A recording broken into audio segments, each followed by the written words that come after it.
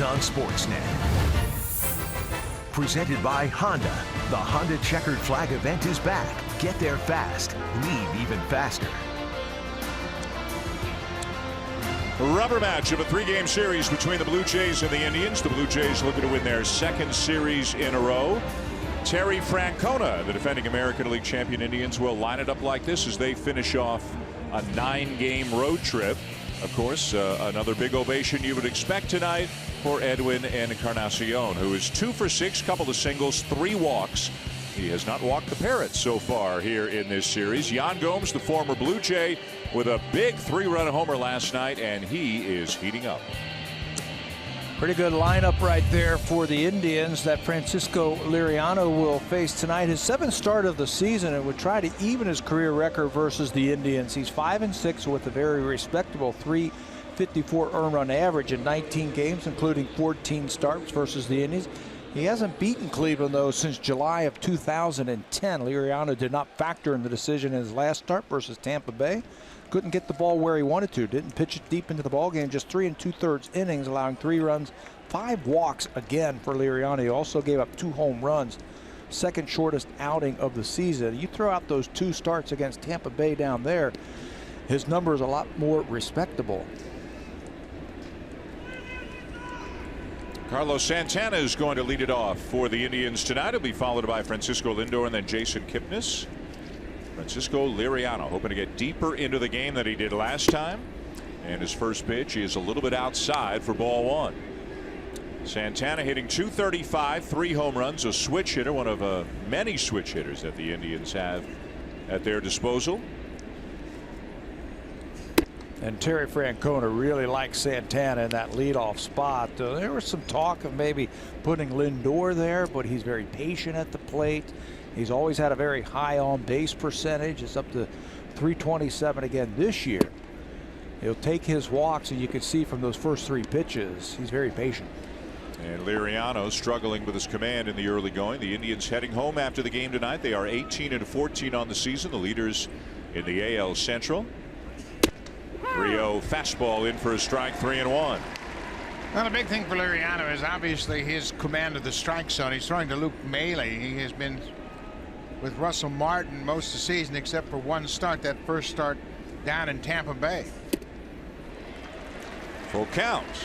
I asked Russell what he was going to talk to Luke Maile about during this pregame, and he said, I got to tell him to go ahead and call the slider. If he's having trouble throwing strikes, Liriano's got ultimate confidence that he can throw a strike with that slider anytime. He talks about pitching behind and pitching backwards. And here it comes right now. But he missed just outside to walk the leadoff man. Leadoff walk. Santana will be at first. Let's take a look at the defense for the Jays tonight. Steve Pearce making his 19th start in left field. Kevin Pillar's in center. Ezekiel Carrera in right for just the 3rd time this season. Darwin Barney and Ryan Goins on the left side. Devin Travis and Justin Smoke on the right side. And Luke Maile making his 5th start since coming up from AAA Buffalo. So Maile keeping an eye on the runner at first. Here's Francisco Lindor. He shows bunts and takes a high strike that pops in and out of the mid of Maile. So the Indians at least wanting to make the Blue Jays think they might have a play on there, that maybe Lindor was trying to bunt for a base hit. I think that was a deke right there. He wanted to take the pitch all the way. He wanted to take a look at Liriano, so he just faked the bunt. Put that in the minds of those corner infielders for later in the ballgame. Barney backing up though at third. Here's the 0-1. And it misses high, a ball and a strike. The home plate umpire tonight is Vic Carapazza. And he and the Blue Jays have had some run-ins. Most recently, Canada Day last year. Russell Martin was ejected from that game. John Gibbons was ejected. Edwin Encarnacion was ejected. That one will get off the glove of Smoke into right field. Santana will stop at second, and the Indians have 2 men on with nobody out. Blue Jays did a pretty good job around the bag at second. You really put some doubt in Santana's mind as to whether or not that ball went cleanly through the outfield. Smoke gets a piece of it, just deflects it a little bit, knocks it down. Carrera charges hard. Santana initially, I think, was thinking about going to third, but Goins kind of reacted as if the play was going to be on the infield, so he stops at second base. So Liriano in a jam in the early going. 2 on with a nobody out in the first inning for Jason Kipnis, hitting just 155. He is 0 for 9 in the series. And Liriano looking for a ball on the ground and a chance to turn 2. Kipnis shows bunt and bunts it foul. The Indians have only scored 19 runs in the 8 games on this road trip, so they know that the runs are going to be tough to come by, and they've seen Liriano good in the past. Last year, you mentioned that game he pitched against them. Blue Jays had a 2-1 lead into the bottom of the 9th. Liriano went 6 innings, allowed just 1 unearned run on 4 hits, and they know he can be tough. What did we talk about in the opening? Somebody get ahead early and then turn it over to the bullpen. That would be tough. Liriano's as tough as anybody on left-handers. Jason Kipnis has struggled this year, but Terry Francona was saying before the ball game he's starting to see some life in Kipnis' bat, and he says, I've got all the confidence in the world in Jason Kipnis. Down the right field line, that's a fair ball. It'll get all the way down into the corner. 1 run is going to come home. Lindor is on his way home. He will score as well on a 2-run double. And there is the faith right there. He said, I'm going to keep penciling him in there. I can look at his bubblegum card and I can see the great numbers that my second baseman's going to put up there, so I'm going to keep putting him in there. Says he's starting to barrel up some of the balls right now. And another warm ovation here on night 3 of the series for Edwin Encarnacion. Night 1 began with a video tribute, a little emotion from Edwin, tapping as hard as he came to the plate. Probably settling in emotionally, though, a little bit more with each game. Facing his ex-teammate in Francisco Liriano. Slider for a strike. Edwin is mentioned in the series, 2 for 6. Both hits came on Monday. Both of them were singles. He has also walked 3 times. Got off to a slow start, but starting to pick it up over the last week or so. And he's as classic hot hitter as there is in baseball. He can get white hot at any time. He's had some Mays, hasn't he? Edwin, over the years, he's had some months of May that were huge. Yeah, where he really gets it going. His timing is such, and you can see him rocking in the plate. He rocks in his batting stance, and that's when he's starting to feel real comfortable at the plate. Yeah, when he's loading up on that back leg like that, he's a good breaking ball hitter. You watch him over the years. It's a timing mechanism for him where he rocks back on that back leg, flattens out that bat, and he's so strong. 1-2. Center field deep, but Pilar's got room to make the catch. Tagging at second, Kipnis will come to third. A productive out for Encarnacion.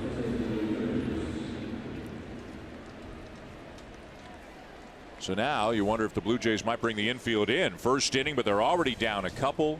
And it looks like they are going to do it to try to shut down the runner at the plate if they can. Yeah, and if Liriano is throwing that good moving fastball bottom of the zone, chances are it's going to be hit on the ground.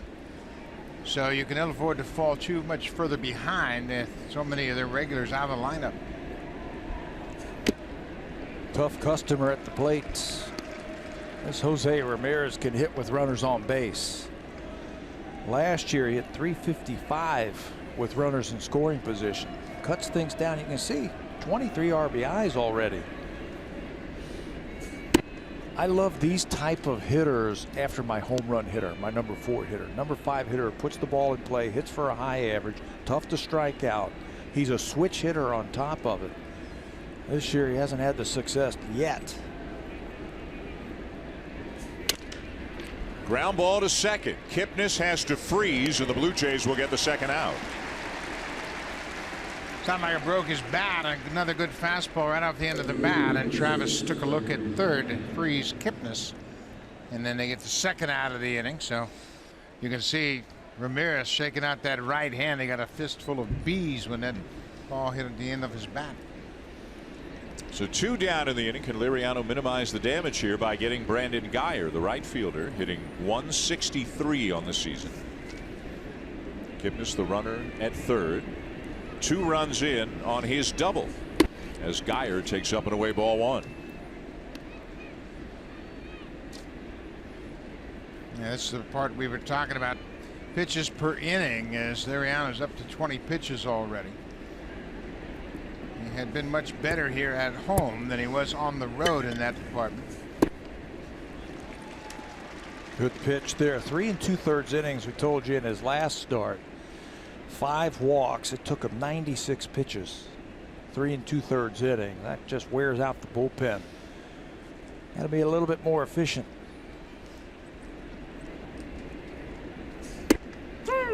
Even in some of his better starts, 5 1/3 no runs, 91 pitches. 5 1/3 2 runs, 97 pitches. 5 innings 1 run, 99 pitches. Just unable to get deep into games. He's only gone 6 innings or more once in 6 starts this season. 1-2 and just missed inside. That's the problem that you have if you're Liriano, is he's so much off the plate. You're not going to get those borderline calls very often. Now the 2-2 and a pop-up.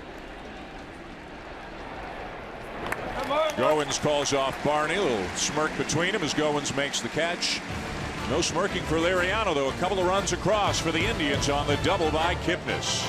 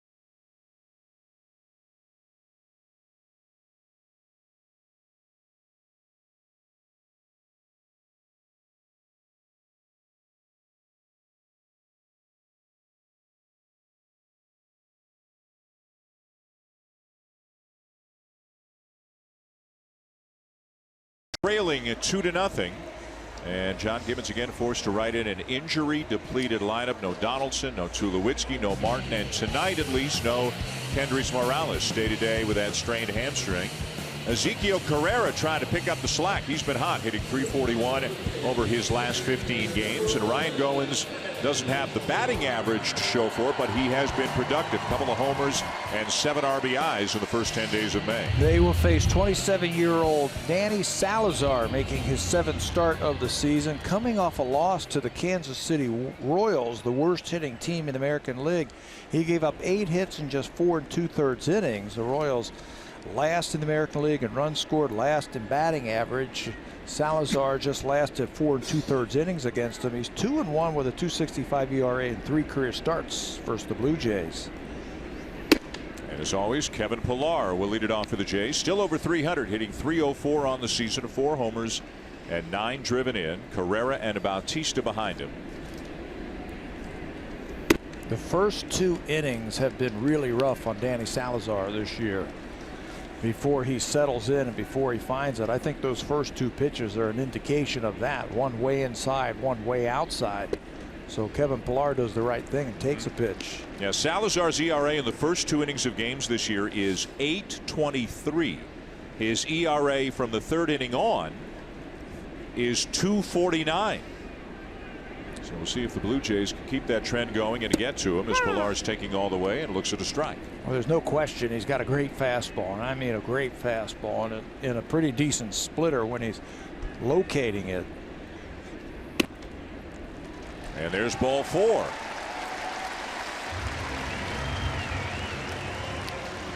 Terry Francona's defense tonight, a little bit different look. Yandy Diaz is out in left field, his third start. Abraham Almonte starting in place of Lonnie Chisenhall. He's in center, and then Brandon Guyer is in right tonight. Ramirez, Lindor, Kipnis, and Santana, that's their regular infield. Yan Gomes back behind the plate, making his 21st start of the season. Almonte is a natural center fielder. He played most of his games in the big leagues right there in center field. So he is comfortable out there. And the Indians buck again without Michael Brantley. Looks like the Blue Jays won't see him at all this series. No, he sprained his ankle Sunday, and they didn't want to put him on this turf, and he have an off day tomorrow, so he'll have 4 solid days of rest to recover. Tito was asked that today. Are we going to see Michael Brantley? And yeah, well, you know, if we don't need him, we got the off day. Carrera rips a ball into center field, a base hit, as he continues to swing a hot bat. Boys, he got that fastball right out over the plate and drilled it right over the head of the pitcher, Danny Salazar.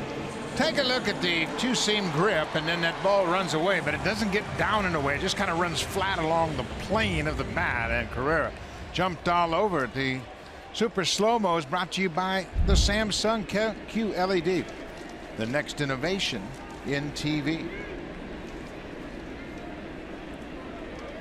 So, like the Indians had in the top of the first, the Blue Jays with the first 2 men on in the bottom half. And here's Jose Bautista to take a breaking ball down and away, ball 1. Bautista snapped an 0 for 21 with a base hit in last night's game. Still hitting just 174, a couple of homers and 9 driven in.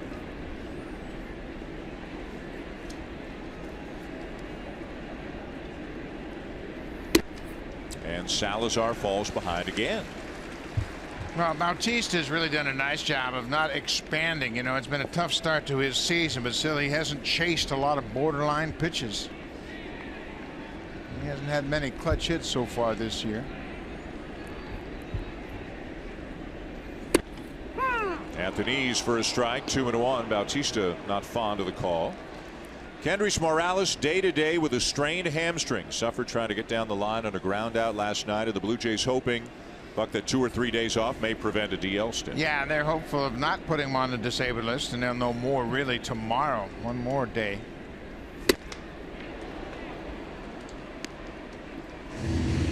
Now Bautista's going to go for a little walk. 2-2 the count.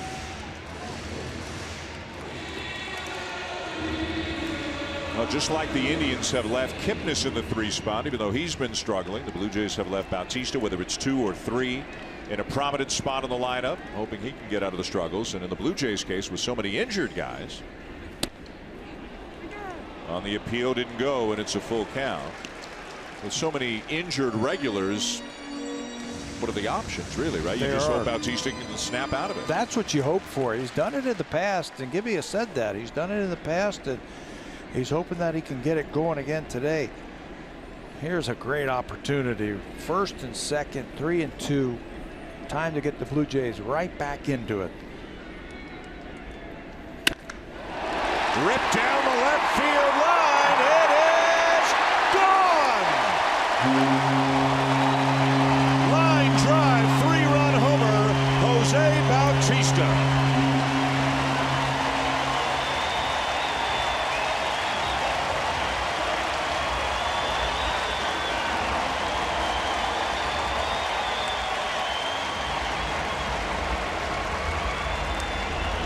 That's how you get back into it, right there with one swing.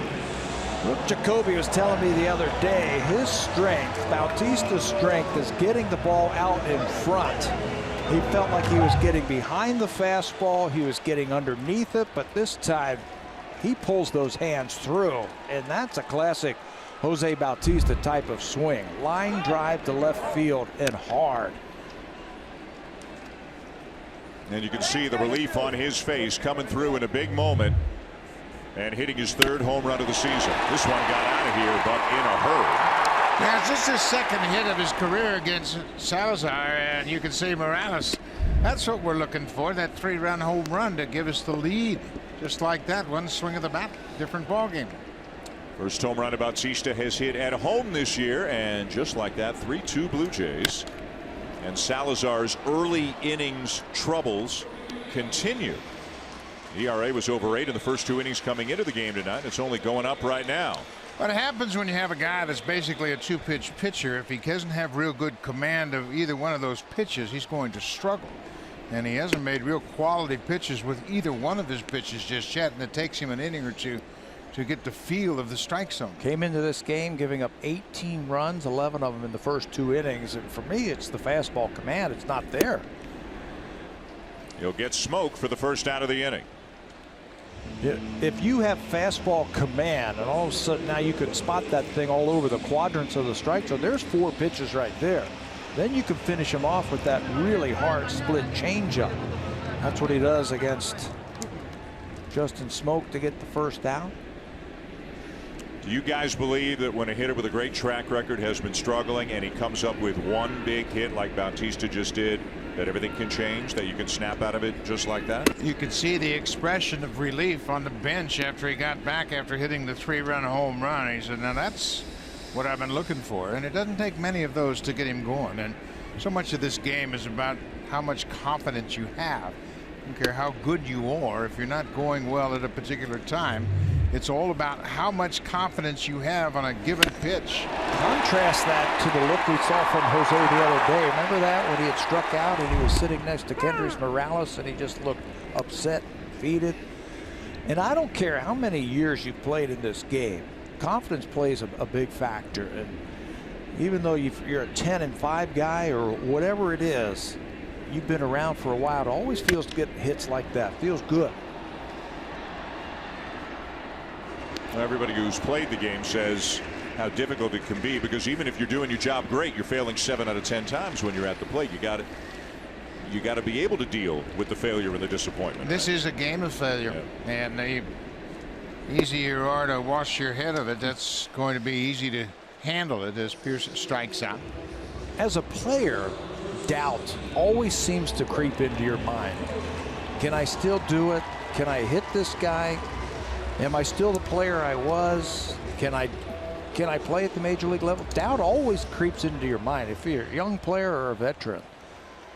The good ones have a way of just forgetting about it and just moving on. 2 down now after the home run by Bautista earlier in the inning. Back-to-back strikeouts for Salazar. And here's Ryan Goins. That pitch way inside off the glove of Gomes and the leg of Carapaz, and Salazar is kind of all over the place right now. Yeah, this has been his track record in the first part of the ball game. You know, you mentioned doubts, and we had a chance to talk with Mike Trout out in California early on, and I asked him, how come you're able to perform so consistently? He says, I never allow a negative thought to enter my mind. Sounds easy, doesn't it? Goins with a fly ball left center field. Almonte with a nice running catch in the alley to end the inning. But it's a good one for the Blue Jays, and it's a really good one for Jose Bautista. On a full count pitch, 2 men aboard, a rocket down the left field line. Morales and company like it, and the Blue Jays have the lead.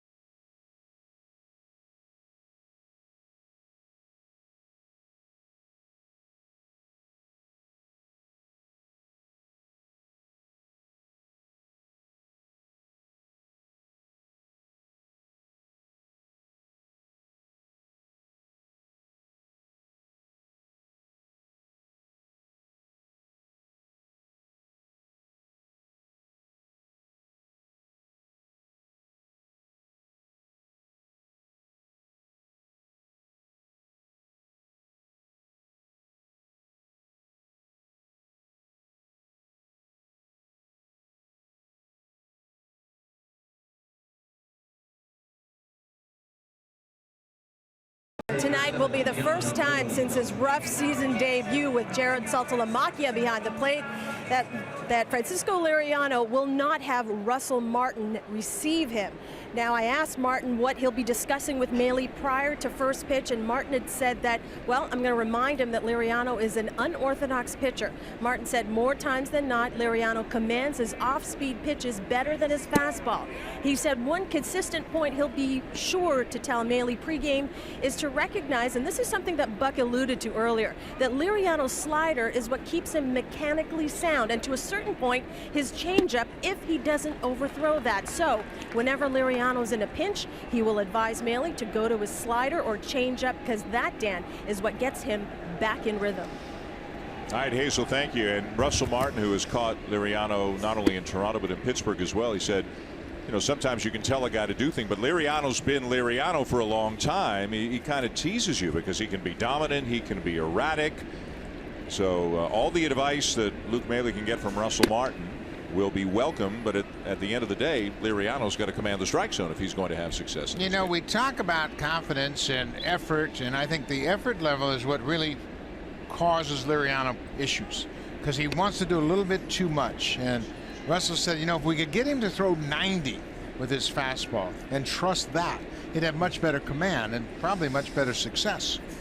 Well, he would look up and see 90 on the scoreboard and try and throw 92 or 93, and that's when he really starts messing up his mechanics. He flies open just a little bit too quickly. Radar gun's great for the fans and no good for anybody else, right? Not at all. No good for the players. Too much worrying about it. There's a changeup hit weakly off the end of the bat out to Travis. While we were talking to Martin about Francisco Liriano, we also had a chance to get an update on his physical situation. He's on the DL right now. It's a nerve inflammation in his left shoulder, and Buck, you can relate. He said, you know, I can deal with pain. He said, but this is numbness, this is weakness, and he said that's something that's really difficult to overcome. You know, it's like if you slept on your shoulder all night long and you get up early in the morning and it takes a while to get the feeling back. That's what Russell deals with once that shoulder gets fatigued in the course of a game. And he said once it gets tired, it's not coming back. So he has to just allow that shoulder to get quiet, get the inflammation down, and then progress from there. And he said if it doesn't happen in 10 days, I'll just have to deal with it. He also said it really doesn't bother him hitting. It's when he's raising his arm. Reaching up to catch the ball. Reaching up to catch the ball. But hitting, he says, I can deal with it. So for the moment, the Blue Jays, I guess, have a catching coach on the team right now. And Martin spending a lot of time with Maile and Ullman. Well, and you see John Gibbons over to make sure that Russell's staying on top of Luke Maile and see if he sees anything that Luke should do differently with Liriano. Here's a fly ball to left field. Pierce is there, and that's the second out. You know, Liriano's one of those guys that's never going to have a streak of 7, 8, 9 games where he pitches 7 innings, and he's just not that kind of guy. He's not Marco Estrada, who had that great run last year. But he's always got that kind of stuff that makes you think tonight might be the night that he throws another no-hitter. He's just got explosive stuff. Hitters don't like to hit against him. I mean, his ball is explosive, whether it's any one of his 3 pitches. Almonte pops up the first pitch that he sees. Travis is called off by Carrera. That's a much more efficient inning. 3 up, 3 down on 11 pitches. And the Blue Jays will take a 3-2 lead to the bottom of the second. Almonte may be a little bit shaken up. Try to get an update for you when we come back.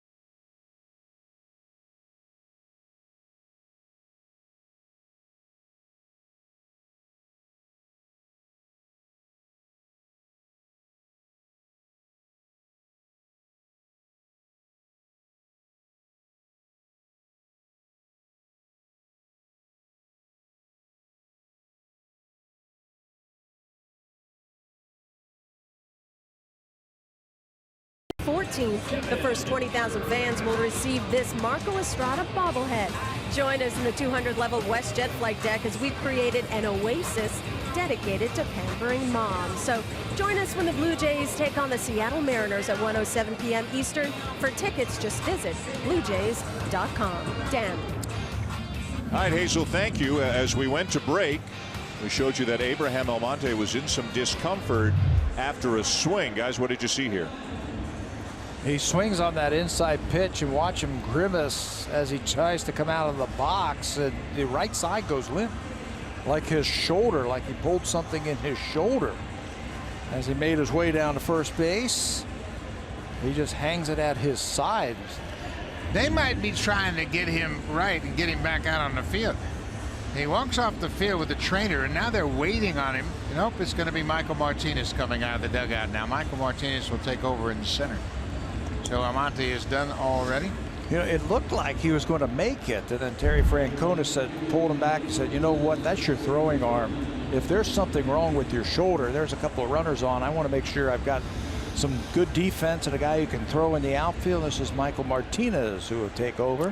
Took him a while to find Martinez. Don't know if he didn't have his glove or his cleats, but he didn't even get to play catch for one throw before they sent him out on the outfield. Here for the bottom of the second, Blue Jays up 3-2. Here's Devin Travis. And the Blue Jays second baseman looks at a fastball there for a strike.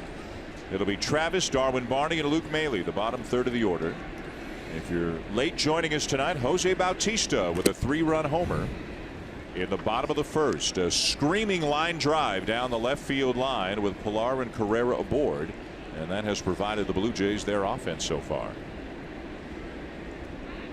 Danny Salazar has been somewhat erratic with his command. That's the 28th pitch he's thrown, Buck. 14 strikes, 14 balls. Yeah, and this is the pattern that they have seen with him in the first couple of innings. And, you know, Salazar's not a big guy. He's listed as 6 foot, but most of the people don't think he's quite 6 foot tall. Travis drives one to deep left center, and it's over the head of Diaz, who misplayed it. And Travis will take it as he's standing at second base. Boy, did he ever misplay it. He never really got deep enough, and that ball kept carrying, and it went right over his glove. And instead of turning and trying to run it down, you know, this is only his 3rd start in left field. He's played 15 games at third base, filling in there. And you see how he just kind of drifts on the ball, and the ball carried over his glove. He knew he was in trouble right here as he tries to jump for it, but he's not close to making a catch. Look at that route over his head. Devin had a double in Tampa when the ball was misplayed in center field for a double. I'm sure he'll take that one. Yeah, that's not going to make the StatCast tonight for route efficiency. Maybe route inefficiency, but again, a guy known for his bat. Not a great defender, plays multiple positions, but not known to be a good defender at any of them. And now the Indians, at least considering the possibility that Barney could be bunting here as they are creeping in on the corners. No, you don't have Barney bunt in this situation with Luke Maile batting behind him. And Barney's one of your better hitters off the bench. He's a good clutch hitter, and he knows what he has to do here, but you're going to give him a chance to drive this run in. If you're the Blue Jays, maybe you welcome the fact they're coming in on the corners, give you a better shot of shooting one by one of those corner infielders. 0-2 though now. Barney hitting .297 on the season when he starts a game. He is hitting .340 in those games. And again, one of the guys taking advantage of increased playing time. The Blue Jays missing so many regulars, but Carrera, Barney, Goins, they're getting more playing time. Well, he's just trying to fight it off, put it in play right there, move a runner. Yeah, that's another reason why you don't ask him to bunt. He knows that once he gets 2 strikes, he has to have a productive at bat and hopefully hit it on the right side. But he's a good hitter. He's a smart hitter, and he knows what he needs to do now that he's in the hole. He slows things down with 2 strikes better than anybody on the team. Just trying to make contact. Cut your swing down with 2 strikes. He's not trying to get a hit here. He's just trying to get the ball on the ground. He's going to get it on the ground. Oh, and a mistake by Travis. Got caught too far off second base and winds up getting tagged out in a rundown. He was expecting the throw to go across the diamond to first, and a good play by Lindor. Terrific play by Lindor, and Travis kept creeping off the base because he thought the ball was going to go through. Well, if it does go through, you're going to move over to third base and nothing more. So there's no reason to get aggressive there, and now the Blue Jays lose a base runner out of scoring position. Watch Travis continue to grow and come off the bag, off the bag, off the bag, because he thinks Lindor's not going to get it. But Lindor gets it and then makes a terrific throw behind Travis, and the Blue Jays make a base running mistake right there. So instead of a base hit for Barney, first and second, nobody out, it goes as a fielder's choice for Barney. Runner at first, one out. Big play as Maile takes high ball one. That's another great point, Dan, because he wasn't going to throw out Barney at first. Would have been an infield hit for Barney, first and second. Then you could have Luke Maile bunt.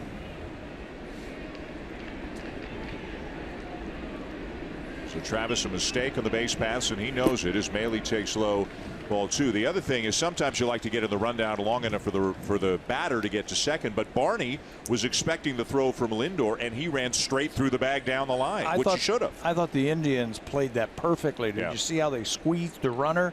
So it just took one throw from the infielders to record the out on the bases. So even if Darwin picked his head up and saw that, he wasn't going to move up to second base.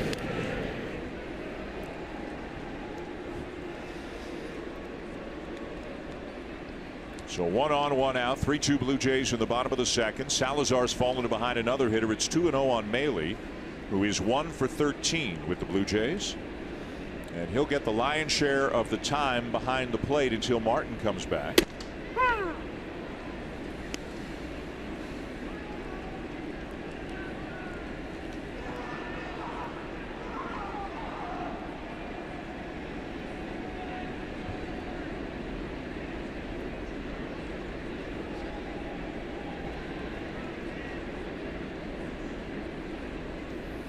Swing and a miss at a fastball up, 2-2.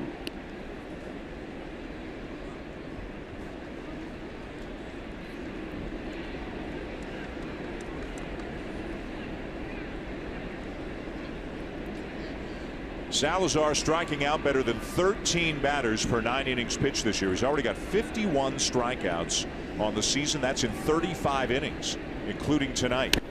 Fouled back by Maile. Let's take a look at this play with Travis running at second base and watch him coming off the base. Lindor's going to go in the hole and make a play. Lindor's got no play, but look at the outfielders. Watch the outfielders now as they get in the rundown. All three of the outfielders are headed for second base in case it's a prolonged rundown. This is a very good defensive team, and they work very hard at the fundamentals, and all those outfielders are converging on second. It's perfect. Perfectly run. They made one throw and nobody could move. But that's a great look at that play, and you always hear, you know, little league coaches say, hey, never stand around. You've always got somewhere to be. There's always some way you can help. And that was a great example of that right there. During the playoffs and into the World Series, I watched the Indians practice those plays during the World Series. Maile pulls it foul. They were out on the off day on a cool night in Cleveland, and they went through all their rundown plays, all their cutoffs and relays, just as if it were spring training all over again. And they got about as close as you can get without winning the World Series. They tied it in the bottom of the 8th of Game 7 of the World Series against the Cubs. Had a chance to win it if they could have scored a run in the bottom of the 9th. Eventually lost it in 10 innings. Actually led the World Series 3-1. I think sometimes we forget the Cubs came back and won games 5, 6, and 7. 6 and 7 on the road to claim the World Series. Swing and a miss, 2 down.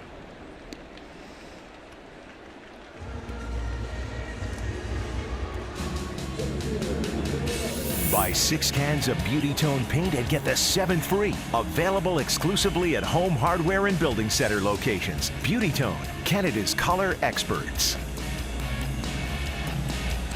Rogers Center in Toronto. Rubber match of a 3-game series between the Indians and Blue Jays. Dan Shulman to Buck Martinez, Pat Tabler, Hazel May. 3-2 Blue Jays. A home run by Jose Bautista at the bottom of the first. Kevin Pillar scored on that home run as he walked to begin the game.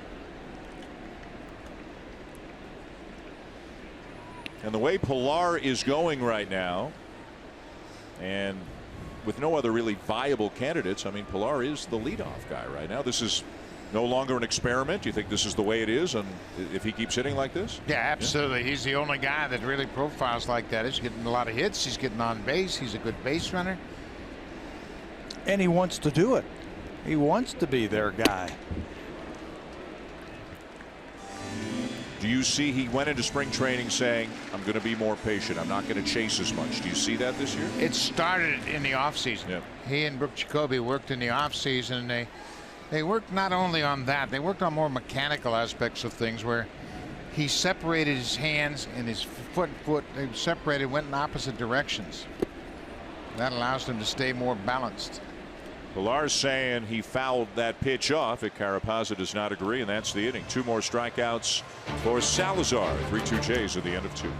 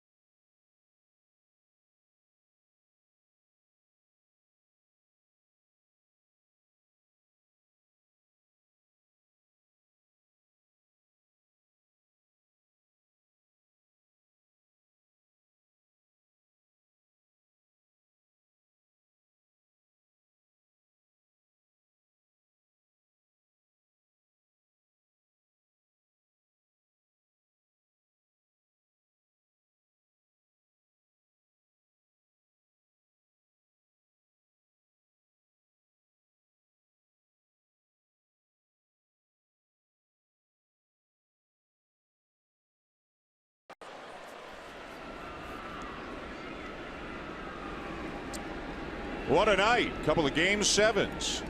Capitals and Penguins, Ducks and Oilers. Here 3-2 Blue Jays over the Indians going to the top of the 3rd. Carlos Santana will take a first pitch slider in for a strike from Francisco Liriano. A Santana walk, a Lindor base hit, and a Kipnis 2-run double. Got the Indians off and running early tonight.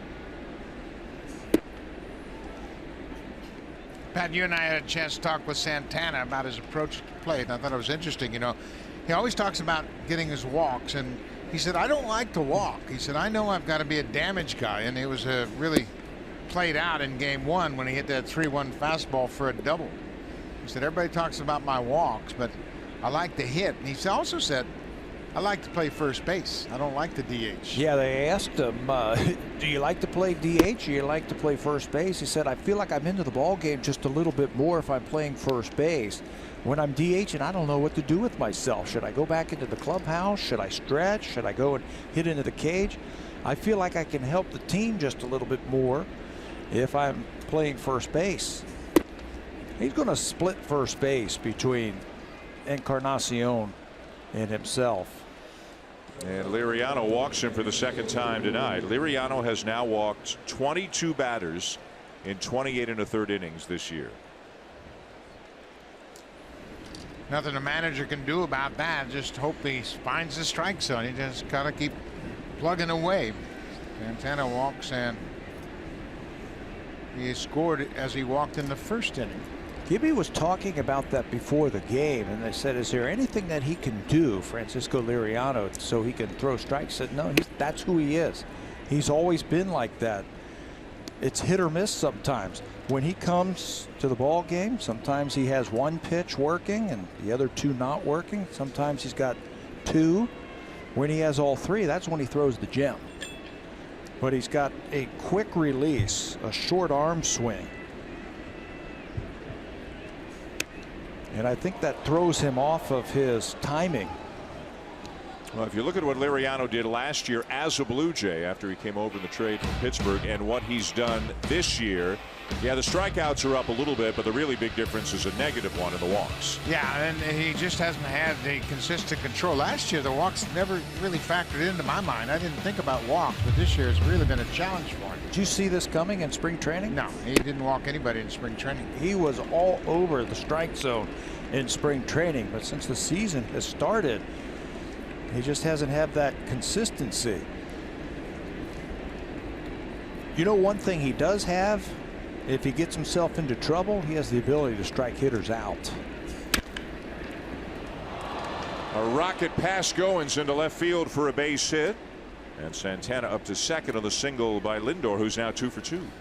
Same formula as the Indians had in the first inning. A walk to Santana, single by Lindor, and now Jason Kipnis is up. He doubled in the first inning, and this ball hits the ground and just skips past Goins. Ryan got a pretty good read off the bat, but the ball is past him before he can get that glove extended. Lindor is a very good young player. So 2 men on, nobody out, and here's Kipnis, who drove in both of these runners with a double into the right field corner back in the first inning.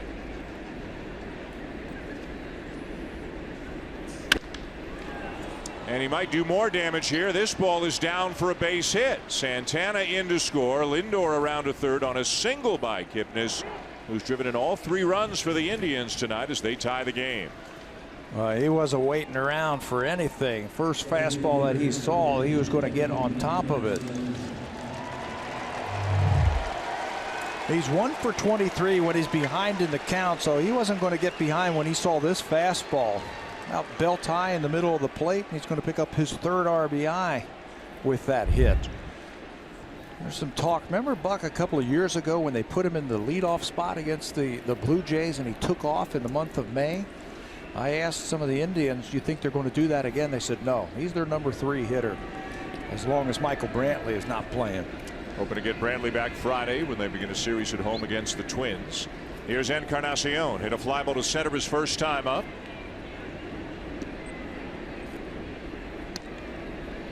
Edwin now 2 for 7 with 3 walks in the series.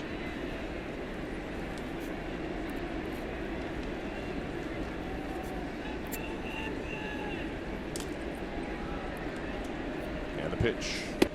Up and away, missing badly for ball 1. You talk about lineups, and Terry Francona's got a set lineup. Santana's the only one that's hit first. Lindor's the only one that's hit second. Encarnacion's the only one that's hit fourth.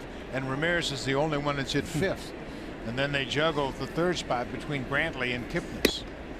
That's a rarity these days. It's really a rarity, but it's a very, very comforting feeling for the manager. When Brantley's in the lineup, Kipnis moves into the 6th spot. So you talk about a potent lineup. Potent and balanced. They've got speed and 300 hitters and power. You know what they are? We saw this last year, that big series against the Indians right here at Rogers Center in July. Pesky hitters. They give you good at bats.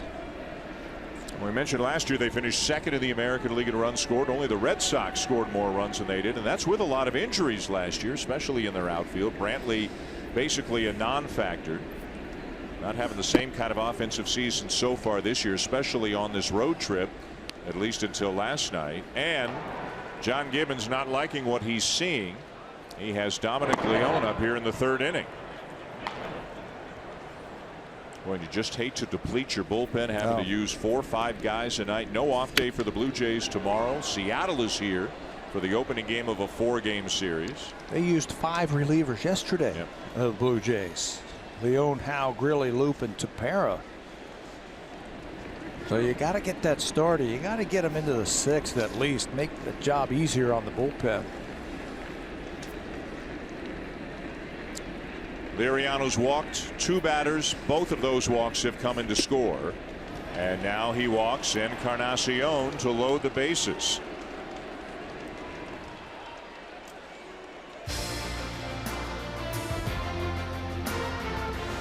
The all-new 2017 CR-V.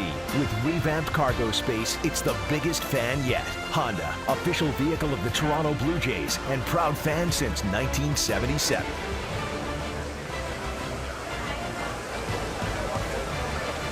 Business is brisk at Rogers Center tonight. Pretty good business for the hitters on both teams as well. It's a 3-3 tie in the third inning. And guys, if Jose Ramirez does something here against Liriano, that could be it for him tonight, right? Yeah, it probably will be it. Leon will have enough time to be ready by the time Pete Walker gets back to the dugout. You know, Liriano, this is his 663rd. Pete Walker just got tossed. I believe that Vic Carapazza just threw Pete Walker out of the game. That might have been the calmest pitch out of the game I've ever seen. He said something to Carapazza, obviously, on his way back from the mound visit toward the dugout, and Carapazza threw him out instantly. And Tom Hallian, the crew chief, is waiting at first base, obviously, until Walker leaves. Now watch the reaction. Pete Walker says something to Carapazza, and Carapazza said, "What you got to say?" And of Balls course, and strikes, huh? Yeah, arguing balls and strikes, and that was it. He's out of the ball game. And we mentioned the problems that Blue Jays had with him last July. Yeah, but he threw out John Gibbons, Russell Martin, and Edwin Encarnacion. And also there were complaints about his work in a game that he had to play in the division series against Texas back in 2015.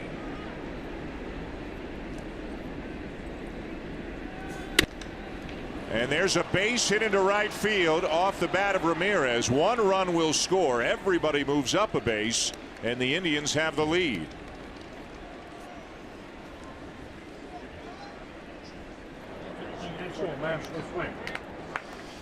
And that's going to be all. Francisco Liriano will not even get an out here in the third inning. 2 innings plus 5 batters, trailing 4-3. And there's a long night's work ahead for the Blue Jays bullpen here tonight.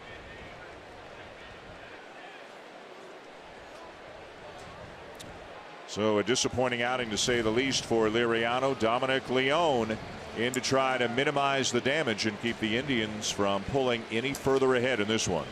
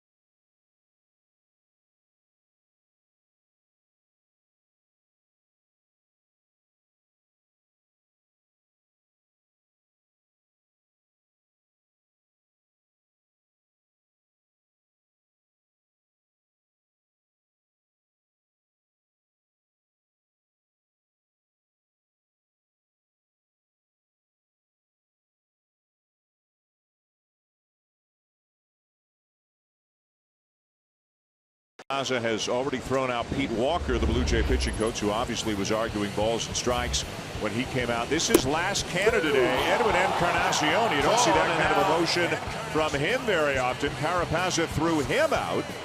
John Gibbons came out to try to defend him. Eventually, Gibby got thrown out. Russell Martin was thrown out of the game as well. And people were hot. There's Martin saying some words as he walks away, and he got hot as well as he got tossed out. So there's some history going back a couple of years. We mentioned a lot of unhappiness about Carapazza's strike zone in the 2015 Division Series game. Game 2 of that series against Texas. Meanwhile, Francisco Liriano is out of the game. The Indians lead. The bases are loaded with nobody out, and Dominic Leone is in. I think mention the best part of that July 1st game. That went 19 innings. Oh, yeah. Without Edwin. Remember. I think it was just a hot day. Yeah. I think that's what it was for everybody. Dominic Leone pitched in last night's game just 2/3 of an inning. He's got the big fastball, breaking ball. He can get himself out of this inning. They might ask him to do 2 innings tonight. It's pretty good offense coming in tomorrow in Seattle, as you talked about last night, Tabby. I mean, you don't want to run through your entire bullpen if you can help it. 1-2 the count on Brandon Guyer.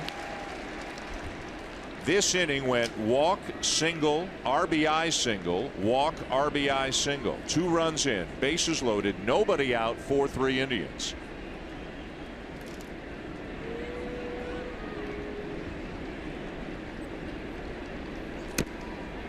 Got a piece. So a dejected Liriano. He's now made 7 starts this season. Remember the first one of the season, he only went 1/3 of an inning, walked 4, gave up 5 runs in that one. Last time out, just 3 2/3. This time out, just 2+ innings. Well, and he's dejected, obviously, for personal reasons, but he also feels like he's let the team down. They're down 2 starters already, and now he's out of the ballgame so early. Puts a lot of pressure on the bullpen, and as you mentioned, the Blue Jays have 4 with Seattle, and then a home-and-home 4-game series with the Braves. And there aren't any rest stops in this schedule right now for the Blue Jays. Yes, they're carrying an extra reliever. That's why there's only 3 guys on the bench tonight. So they're carrying an extra reliever. They're going to need him tonight. Puts a lot of pressure on the front office too to see if they're going to have to make a change after the ball game. Well, Mike Bolsinger is still with the team, so we don't know yet if he's going to get another start. The plan is that if Aaron Sanchez is okay, then Sanchez will start Sunday. But Bolsinger, who does not have options remaining, could be kept as a long man in the bullpen, right? Yeah, and then send somebody down who does have options, right, just to save some of those arms and save some depth within your organization. In the air down the right field line in foul territory and back in the seats.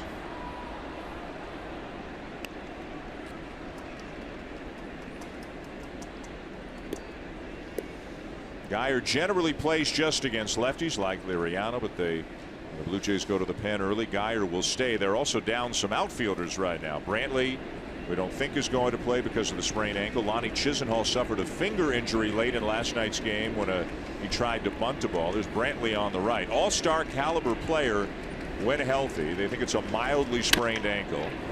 There's Guyer ripping one to right center field. Going to get past Carrera all the way to the wall. And here they come. Kipnis in. Encarnacion in. Ramirez in. Throw to third in time to get him. But Guyer will drive in 3 to give the Indians a 7-3 lead. What a good at bat by Brandon Guyer. He fouled off a couple of tough pitches out over the plate, and then he hits one in the alley that got all the way to the wall. Did you see the at bat? It started with Carrera. This is going to be a second outfield assist for Ezekiel Carrera, then a 1-hop throw from Travis right on line to get Guyer. Guyer goes up there swinging. He hasn't walked all season long, so you know he was going to try and put the ball in play. Splits the outfield, but he's thrown out on a nice defensive play by the Blue Jays. And that's going to result in a pretty ugly line for Francisco Liriano. All of those runs in are charged to him and earned, so he'll go 2+ innings tonight and give up 7 earned runs.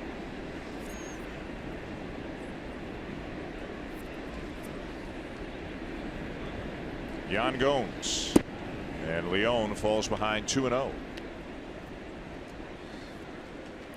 So a slumbering offense has woken up the last couple of nights. Indians scored 6 last night, 3 of them late on a home run by Gomes, and now they've got 7 in the first 3 innings tonight. Snapped a streak last night of 7 straight games with 3 or fewer runs. They had done that 17 times in their first 31 games, but Ty Van Berkelo's team is swinging it tonight.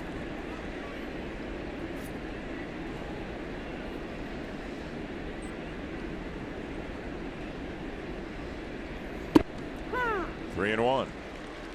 Well, too good offensively to struggle for that long, even with Brantley out of the lineup. When you look at Santana, Lindor, Kipnis, Encarnacion, Ramirez, 1 through 5, those are some guys with some track records. Well, and they made it to the 7th game of the World Series without Brantley or Yan Gomes basically last year. So they know they can hit, and they've got some young talents with Lindor. Kipnis is starting to come around. Ramirez is a terrific hitter. He might be their best hitter, Michael Brantley. Power, speed, production. Terry Francona's got a good offensive team.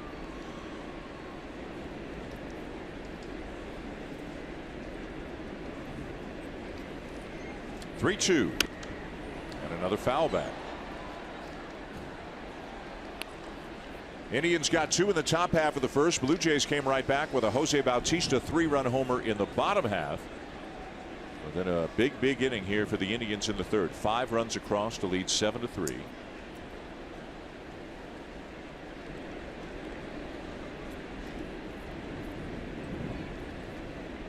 Another 3-2 pitch.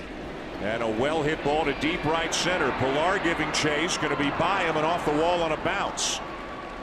And Gomes, who's swinging a hot bat lately, into second base with a double. Let's check in with Jamie.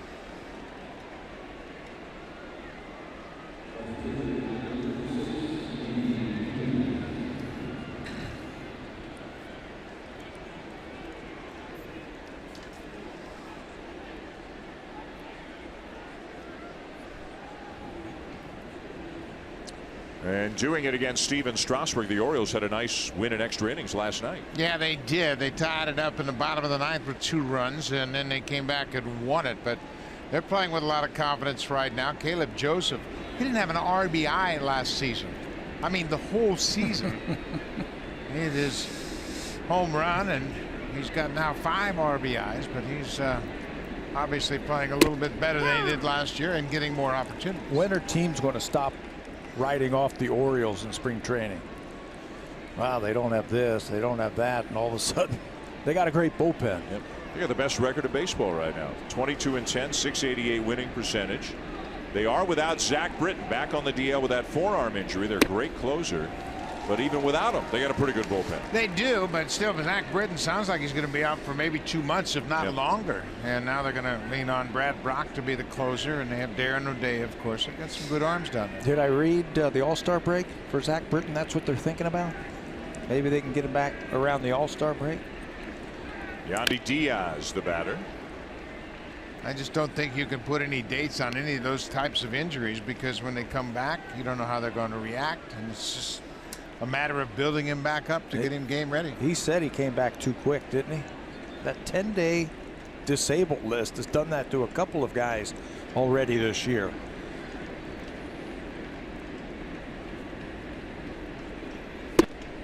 And a swing and a miss by Diaz for the second out.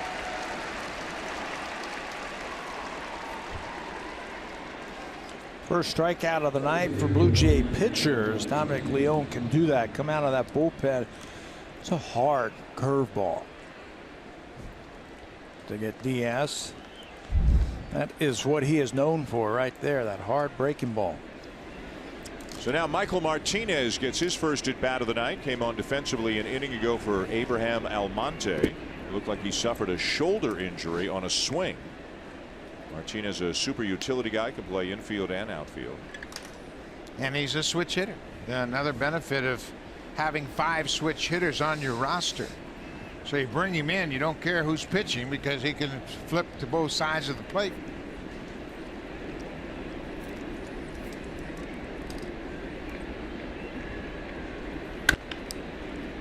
Bounces it foul down the right side. Well, one guy broke out of it tonight. One guy sunk a little bit deeper into it tonight. Well, we talked about it being a mind game. This game will eat you up if you let it. And Liriano, he's got 12 years in the major leagues, and it's not always been free and easy for him. He has been the comeback player of the year twice. Martinez lines one to right. Carrera will run it down to end the inning. But it's a big one for the Indians. They score 5 and now lead 7-3.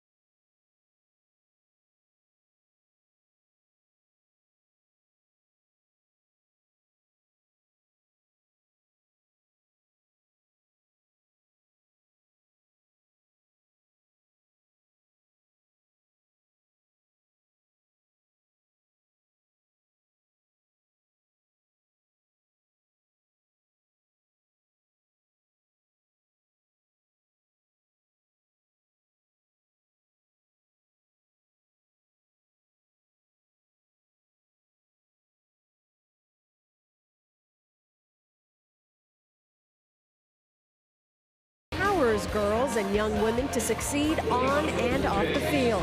To get more girls in the game, visit jayscare.com/girls-at-bat. Hey, so thank you. We go to the bottom of the third here at Rogers Center. And in front of a nice crowd, the Blue Jays have their work cut out for them. They are down 7-3 to Danny Salazar and the Indians. Jose Bautista with a home run in the first. And we have a change behind the plate for the Indians. We're trying to get word why, but Yan Gomes is out of the game. Roberto Perez is now behind the plate. Yan Gomes have had some injuries over the year. He had the shoulder injury, he had the knee injury. Don't remember him doing anything. He doubled. He doubled this inning. I think the Indians they're out of healthy position players right now. They've had to bring in Martinez because Almonte got hurt. They just brought in Perez. The other two guys they have are Chisenhall and Brantley, and they're both dealing with physical ailments right now. I saw Chisenhall swinging the bat underneath, hitting off a tee, so he's probably able to play if needed. At least he can go out there and stand out there. Ezekiel Carrera leads off the third. He'll be followed by Jose Bautista and then Justin Smoke. Carrera with a line drive single into center field his first time up. Came around on the Bautista homer. Well, he got through the first 2 innings, Danny Salazar. Let's see if he can settle in. These are the innings where he starts to. Blue Jays got to still make him throw strikes. He hasn't been able to throw that splitter for a strike yet. Left the ball up there, and Carrera chops it foul.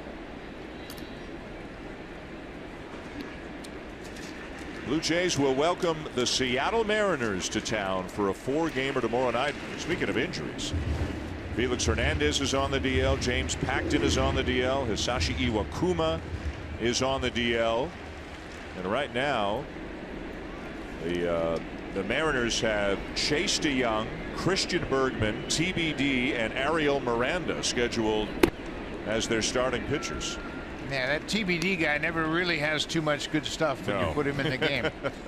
But you look at their DL list. Mitch Haniger, who got off to a great start, he's on the DL with an oblique strain. You got Hernandez, Iwakuma, Drew Smiley, and James Paxton. 4 of their starting pitchers are on the DL. So Blue Jays not the only team dealing with injuries. Here comes Bautista. When Jose is swinging it, he's getting the bat head out, and he's going to turn on this pitch from Danny Salazar. And this is the Bautista that we've been looking for right there. Yanking that ball to left field. He's always doing better when he's getting the bat head out, and that's when the ball can really explode off of his bat. He got a pitch he could handle on the inner half and pulled it down the left field line. Home run number 3.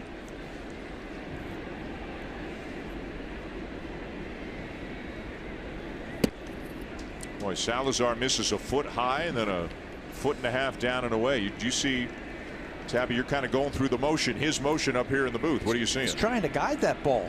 Instead of throwing it to the glove, concentrating on the glove and throwing it to the glove, it's like he's trying to guide the ball places instead of taking it and throwing it.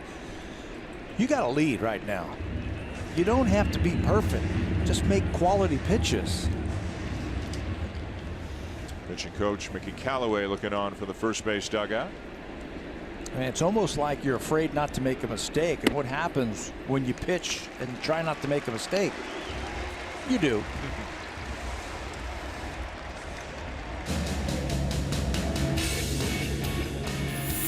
This 4K broadcast is brought to you by the Samsung QLED, the next innovation in TV.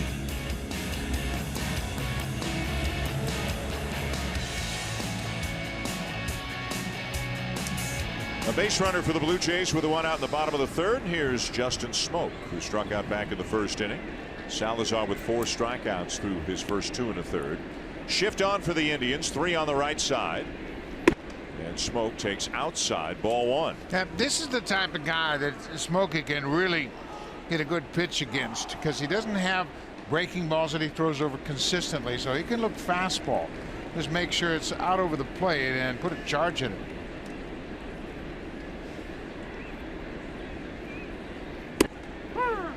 1-1.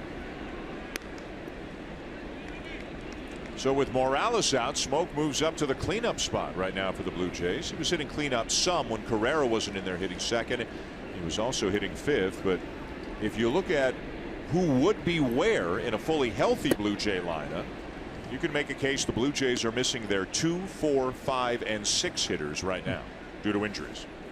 Donaldson, Tulowitzki, Martin, and Morales. And it's difficult for anybody to deal with that many good bats out of your lineup. Yeah, I don't care who you are. You miss those types of hitters, you're going to have to scratch and claw and really overwork that pitcher to score runs. John Gibbons was a little bit more specific on Troy Tulowitzki's time frame before the game today. The plan is for Tulo to go down to Florida and go out on a minor league rehab assignment on the weekend and play, I believe it is Saturday, Monday, Tuesday, and then all going well rejoin the Blue Jays Wednesday in Atlanta when they start that 2-game series against the Braves. He hasn't played since the 21st of April. Josh Donaldson hasn't played since the 13th of April. Almost a month. Is that enough time? Saturday, Monday, Tuesday?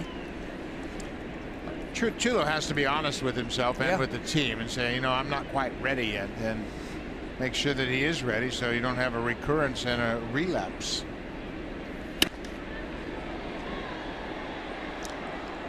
No game scheduled on Sunday, so it'll probably be a workout day. But when you're out that long, and it's been what now, 2 weeks, 2.5 weeks, almost that he's 3, I think.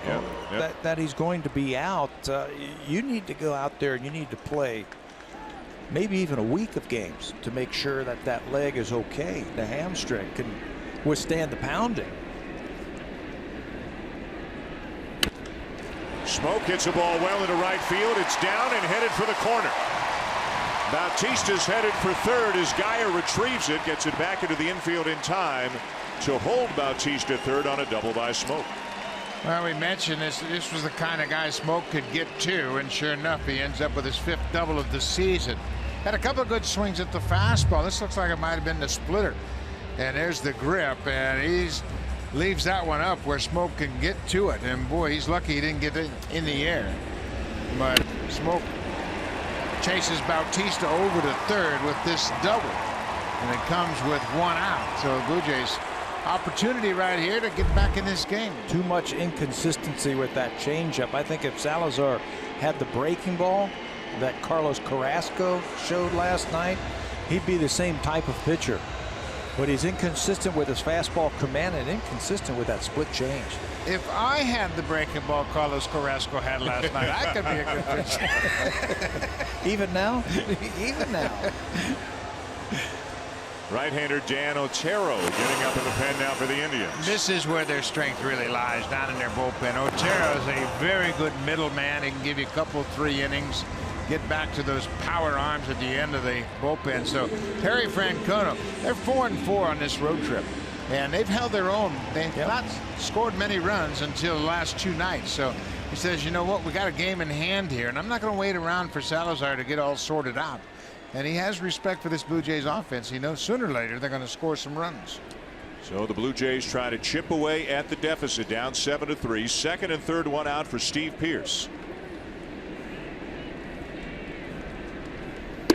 Outside, ball 1, and the Indians look like they are willing to concede a run and a ground ball here, and they're up by 4, so obvious that they would. Everybody is back. Santana just a step or 2 behind the bag and well off the line on the right side. They play Pearce to pull on the infield.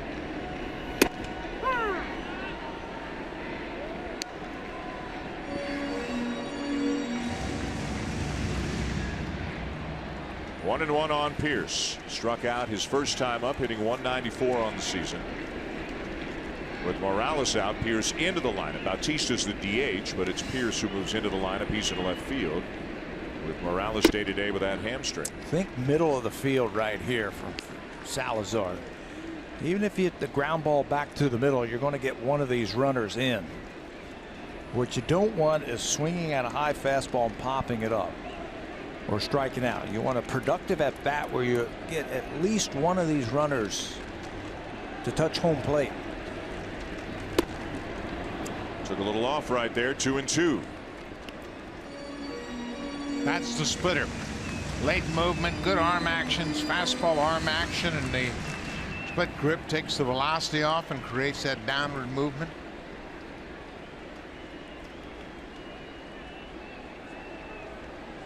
Looking to put something in play, get it in the air, get at least one run home here with Bautista at third. Smoke at second and one down. And the 2-2 fastball outside. Salazar's had some big strikeout games. He's had some big strikeout games in this ballpark versus the Blue Jays. He had a 10 strikeout game a couple of years ago against them.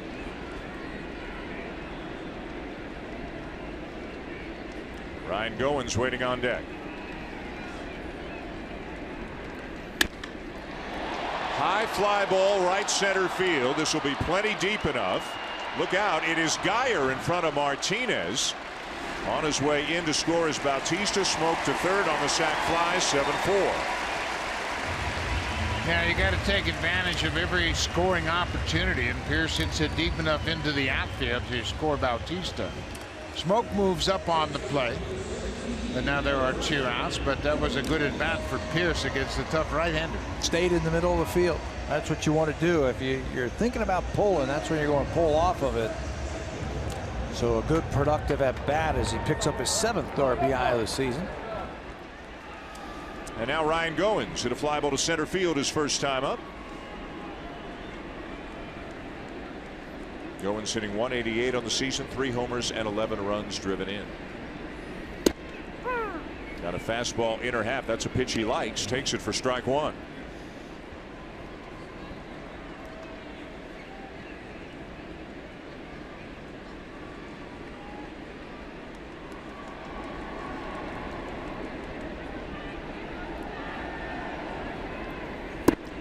You never like to see injuries, but one thing that may have been created because of the injuries is competition when Donaldson and Tulowitzki get back between Travis, Goins, and Barney. All 3 of these guys have been playing a lot. They all want to stay in the lineup, but there won't be enough room for all of them. If Tulowitzki's indeed back next week. Well, what has happened because of those injuries is Barney's made more starts at third than Donaldson. Goins has made more starts at short than Tulowitzki. And now you have those 3 guys that you could possibly rotate, maybe have a platoon situation at second. Yep. Gibby was talking about platooning Goins. If Tulowitzki comes back, he wants to keep Goins, Ryan, in that lineup somewhere. So a Goins Travis platoon maybe at second base. Or even at third base. Yep. There's the liner in the left center, a base hit. Nice job of hitting on a 1-2 count. Smoke in to score. 7-5. Boy, what a good at bat for Goins with 2 outs, and that's going to be it for Danny Salazar. Terry Francona's not going to wait around. So both starters won't make it through the 3rd. Salazar, this is a fastball. Watch how high this ball stays up. It stays up right out over the plate, and Goins puts a swing on it. Another big 2-out base hit for Ryan Goins. He made the change down in Tampa where he got his hands out in front of him. Says it's freed up my swing. That was a nice piece of hitting right there to pick up that 2-out base hit. Salazar done. Otero on his way in. Lots of offense tonight so far here at Rogers Center. The Blue Jays back within 2 at 7-5.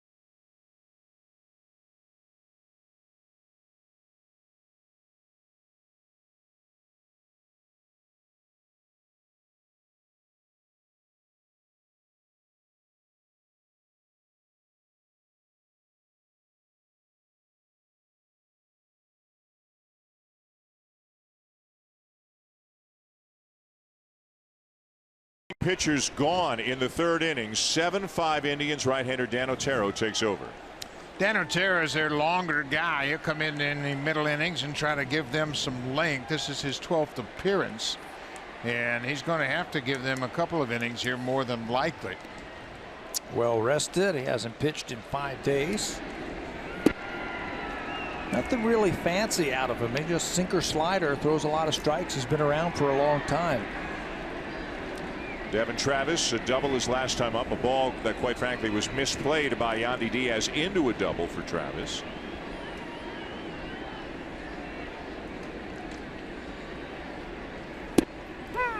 In the game that Trevor Bauer pitched against the Blue Jays in the American League Championship Series last year, after he suffered the drone injury and his finger was bleeding, when he had to come out of the game in the first inning, Bauer was replaced by Otero. This is Otero's role, not necessarily first inning, but he's often the first guy in early in a game when a starter is struggling. And then Terry Francona will go 4 outs with this guy, 5 outs with that guy, until he can get it to his late inning relievers. Yeah, and Otero knows he's generally going to be the first man up. If a starter gets rocked early, Otero's got a mindset, okay, I'm first up. I'll go in there and try to put out the fire and hold things where they are for an inning or so. He doesn't get too high, he doesn't get too low, just comes in and here it is. Here's my fastball, sinker, here's my slider. I'll throw a little changeup every now and then. Just tries to keep the ball down and keep it on the corners. Otero last year in the postseason appeared in 6 games.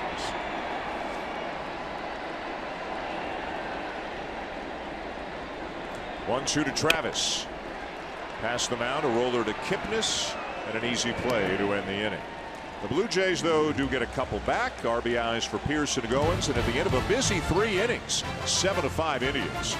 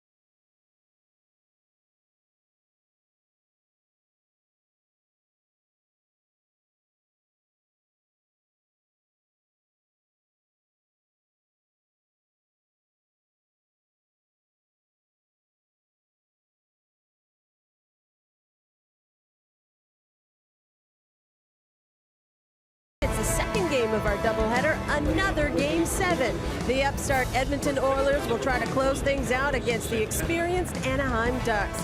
Catch all the action at 10 p.m. Eastern, 7 p.m. Pacific, only on Sportsnet. Dan. Hey, so thank you. We got some Oiler jerseys in the house. Some Oiler fans here in Toronto, and they'll be making sure they're in front of their television for Game 7. The 2 best words in sports. Game 7. Yep.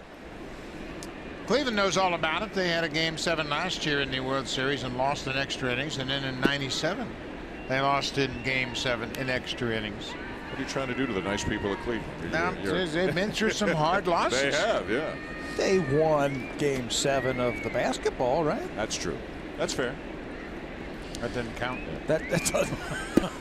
Why doesn't that count? World Series Game 7. Rajai Davis tied it up. You know, we talked to Tom Hamilton today, and he was talking about the highlights of his career. 28 years as the radio voice of the Indians. He said that Rajai Davis was right there among the best moments of his radio career.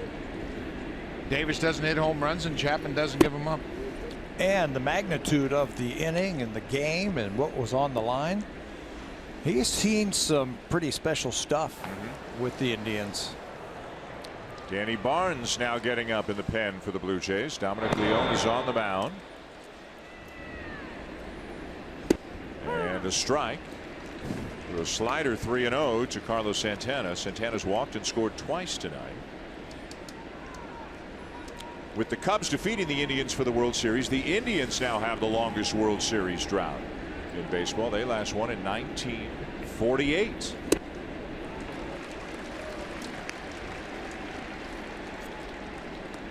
They've got a good team, though. Certainly a team capable of getting back there if things roll their way. They stay healthy. So early. They won 14 in a row last year.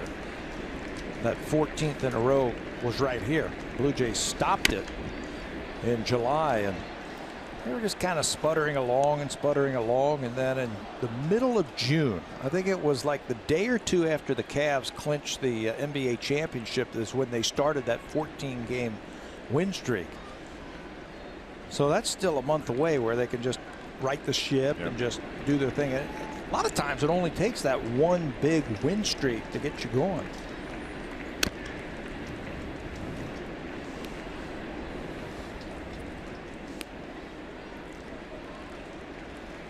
Leone came on last inning for a struggling Francisco Liriano. Gave up a bases clearing double to Brandon Guyer. Guyer was out trying to stretch it into a triple. Then Yan Gomes doubled before Leone struck out Yandy Diaz, and it got Michael Martinez to fly out to end the inning. Another 3-2 pitch on the way. The curveball is bounced fair to Smoke behind the bag. He'll make the play himself. One down.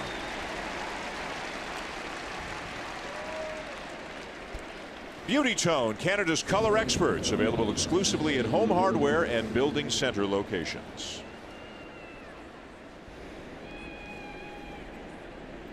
And now a visit to the mound for Leone. Remember, Pete Walker's been tossed out of the game, so Dane Johnson is out there, right? Yep. Bullpen coach, now the acting pitching coach. Yeah, so Dane came in from the bullpen, and he will serve as the pitching coach. Pete Walker went out and had a visit with Liriano. On his way back, he had a couple of choice words for the home plate umpire, and he was ejected. Vic Carapazza doing the honors. Here's Francisco Lindor, 2 for 2, 2 base hits, 2 runs scored.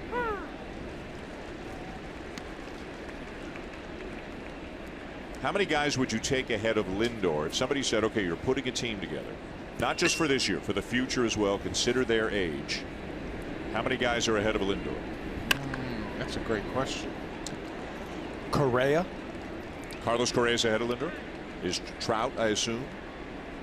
Hey, he's still what, 25? Yeah, he's 26. He's got some good years. He's ahead not of in him his still. 30s yet. Corey Seager is up there for me because they play that demanding position of shortstop. But I'm not putting one of them above the other. I think I'm just going to clump them all together in one group and say they're all pretty good. What a great stop by Travis. He'll throw him out from his knees. I'll tell you one thing, there's a guy on the bench smiling about that play, Luis Rivera. Rivera put in a lot of hours with Devin Travis this spring, and he was working on this backhanded stab. What an effort by Travis, and he throws out Lindor from his knees. He pulls a Lindor on Lindor. That was a 2-hop smash, a dive and a throw, and he beat him by a step and a half. If everything doesn't work perfectly, Lindor's going to beat it out, but what a play by Travis. 2 down in the inning. The batter Kipnis now. You know, one thing we have said about this ball club, despite the fact they've got a lot of their stars on the disabled list, these guys are playing hard. Yeah. They might be out-talented on a nightly basis, but they're not going to be outplayed. They're giving you everything they got. On more than one occasion, the coaches have told us that. He says, man, we are just grinding every day. We might come out on a short end of the stick sometimes. Gibby was saying it too.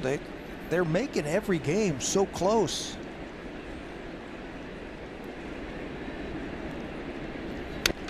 Kipnis with a big night so far, 2 for 2, 3 RBIs. It would be so easy to feel sorry for yourself and say, man, we went to the playoffs the last 2 years and now we're in last place and can't get anything going. But you saw the way they played in the opener of this series on Monday night. 3 double plays, a terrific catch by Pilar in center. Good work by the bullpen, and keep grinding away. Well, the point Gibby made too is, again, although nobody wants injuries, if you're Barney or Goins or Carrera, or for that matter Tepera or Barnes, there are a lot of guys getting a bigger opportunity right now. So they're trying to take advantage of that. Their energy level is high. You never like to see a teammate get injured. And on the hands of Kipnis, and this one will wind up back out of play. It's your time to shine. I was a bench player at the end of my career. Whenever I got a chance to play, you know, it might have been a day here or a day there. It was your time to impress your manager, show him that you could do something, that you want to contribute to your team.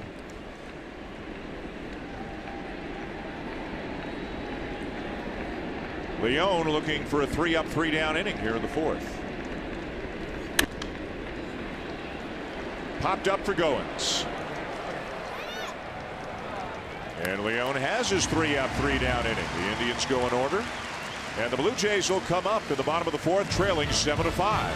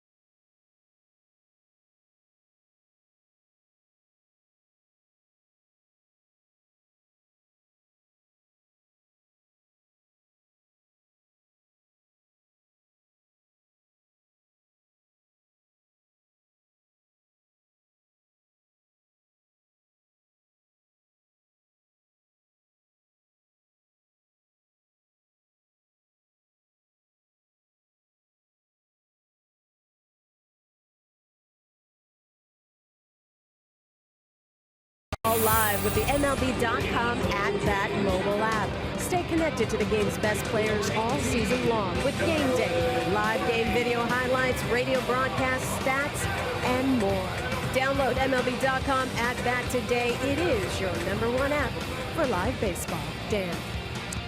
Hazel, lots of offense in the ballpark tonight. Indians 7, Blue Jays 5. As we go to the bottom of the 4th, Darwin Barney to lead it off against Dan Otero.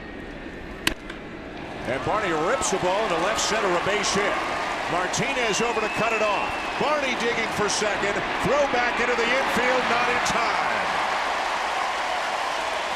Well, we talk about these Blue Jays playing with a lot of heart. And you saw it firsthand with Darwin Barney. As soon as he hit this ball, he was thinking about second base. And when he got Martinez, the center fielder, to stumble, he was able to slide in. Watch the effort out of the box. Puts his head down. He says, I got a chance to get to second. Then Martinez stumbled. He continues to dig for second and ends up there with a big leadoff double. You're shading him to right center field, so when you hit a ball like that, you know you've got a chance. Martinez just into the game a couple of innings ago, and Darwin with an aggressive slide into second base for the leadoff double. And here's Maley, struck out his first time up. Santana even with a bag at first. Backed up at third is Ramirez as Maley looks at his strike.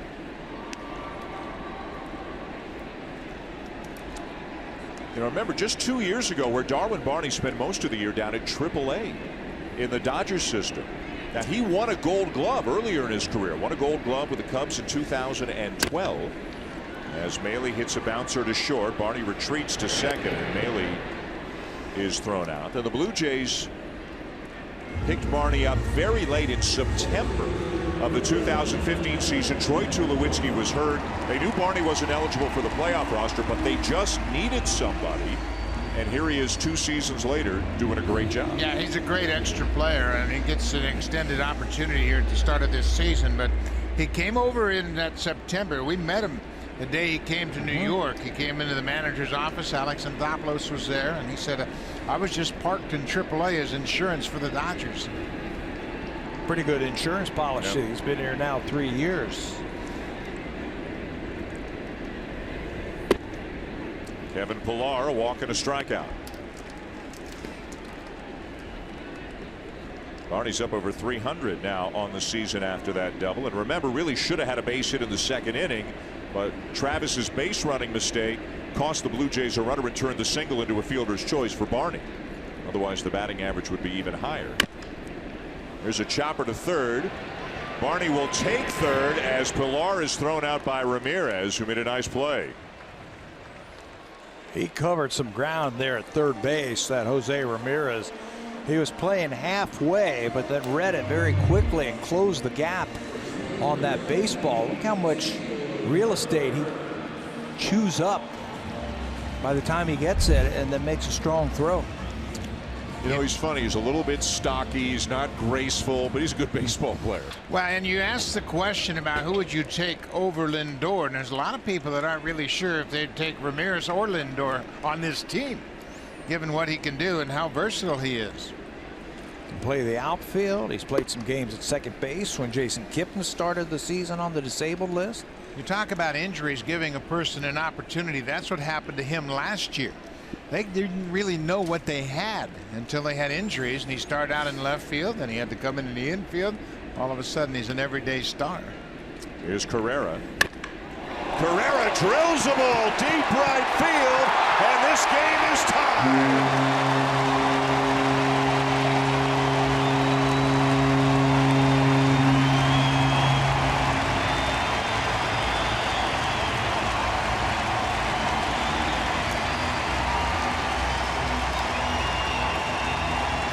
Whoever bats last tonight has the best chance of winning. Ball's flying out of here. Runs are scoring aplenty. Looked like an off-speed pitch from Otero, and Carrera just got the head out.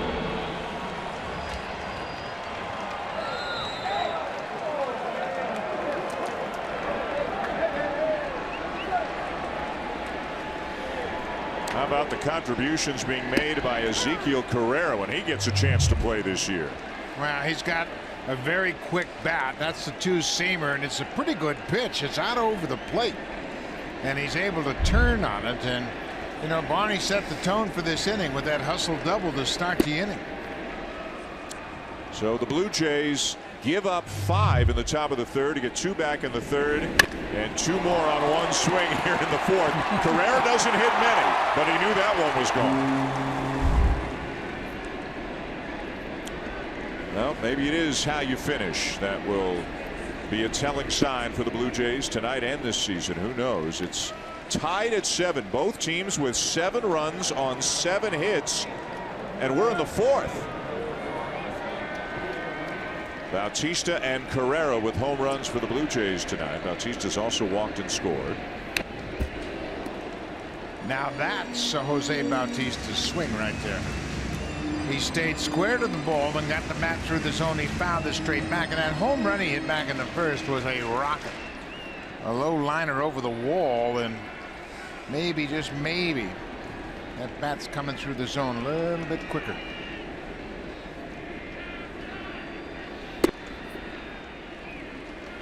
Full count, missed by a couple of inches. Carrera with his 3rd home run of the season. He's now got 10 RBIs, 2 for 3 tonight. And he's got his average over 300, up to 309. Big swing and a miss at a breaking ball, and that's the inning.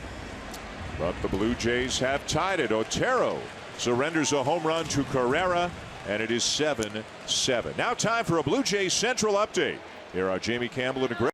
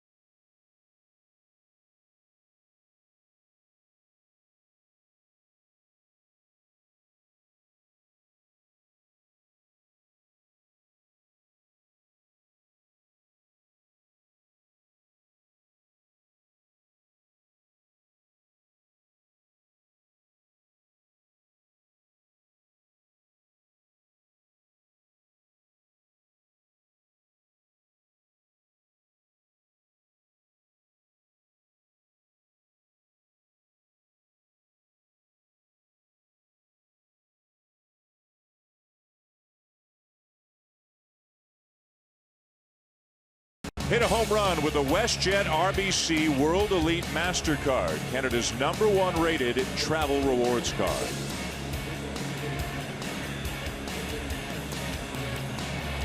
Time now for the schedule ahead. Brought to you by WestJet. And as mentioned, the Blue Jays will stay home. They've got 4 with Seattle beginning tomorrow night. Then a home and home, if you will. 2 against Atlanta, 2 in Atlanta. And then it's the Baltimore Orioles. The Orioles 22-10 with the best record in baseball entering action tonight. Those games at Camden Yards. And a new pitcher for the Blue Jays, Danny Barnes. Second time that we have seen Danny in this series. He had a 1-2-3 first inning the other night against Cleveland. They brought him back out for the second inning, walked double, and then he was out, and he was eventually charged with 2 runs.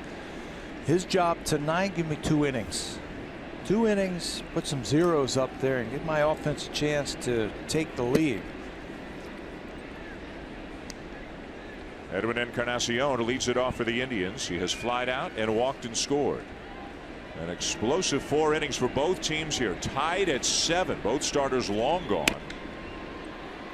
As Encarnacion gets jammed, shallow center field, and is going to drop between Travis and Pilar. Nothing either one of them could do about it. It'll be a single for Encarnacion. That's where that reputation of Encarnacion might have helped him on that base hit, as Pilar was playing deep and then saves extra bases by jumping up on that high bouncer. Kevin was playing a little bit deep and the ball just fell in between he and Travis. So the leadoff man aboard for the Indians, and here's Jose Ramirez. 1 for 2, had an RBI single his last time up.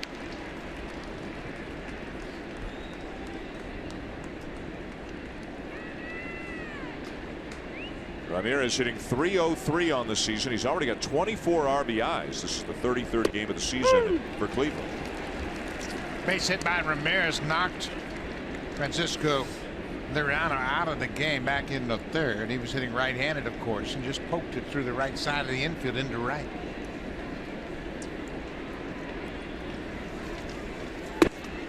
Ramirez, just 24 years of age, really had his breakthrough year last year. 2 years ago, in 97 games, he hit only .219. Last year, up that to .312 with more power as well. We mentioned 46 doubles last year for Ramirez, 11 homers. And clutch hit after clutch hit. This guy hit .366 with runners in scoring position and 2 outs. Just a nice little short swing.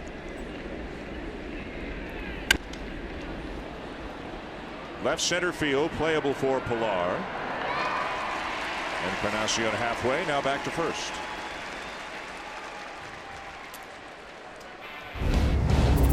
Super Slo-Mo Cam. Brought to you by the Samsung QLED, the next innovation in TV.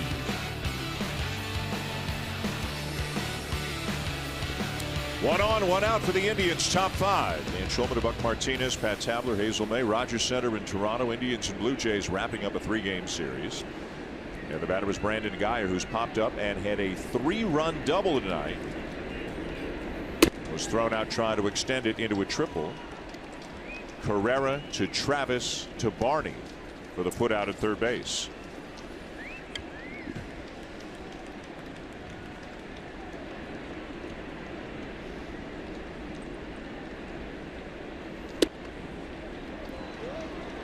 Maley framed it, froze it, but they don't get the call from Vic Carapazza, a little bit inside. Did you, back in your day, Buck, did you hold it longer if you wanted the call? You know you're not, once you don't get the call, you know you're not going to get the call. Did you frame it, freeze it like that? I didn't frame it. I hate that word. I just caught it. What word would you like? You just want me to use? Just catch it. Guyer trying to bunt for a base hit, and he's got one. Barney could not come up with it. And first and second, one out.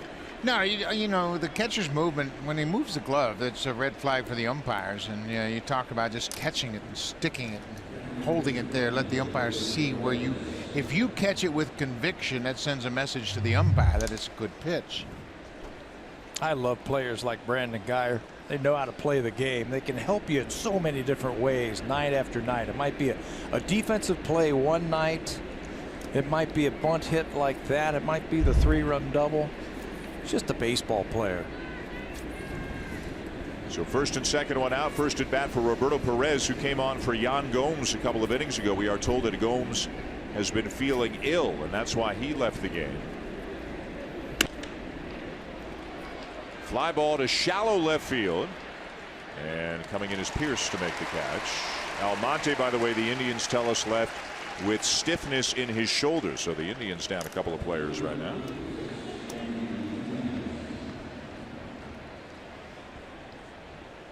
But would you, if you thought it was a strike, but the umpire didn't give you the call, you know, we saw Maley do it. We've seen Russell Martin do it. They hold that glove there for another second, as if to say to the pitcher and the umpire, Good I think pitch. that was a strike. Yeah, and then you throw the ball back, and then you tell him, I thought that was a good pitch. And what would he say? Shut up and catch. Yes, sir. Good meeting. Yandy Diaz waves at one down in the dirt. Yeah, I had a way with umpires. Yeah.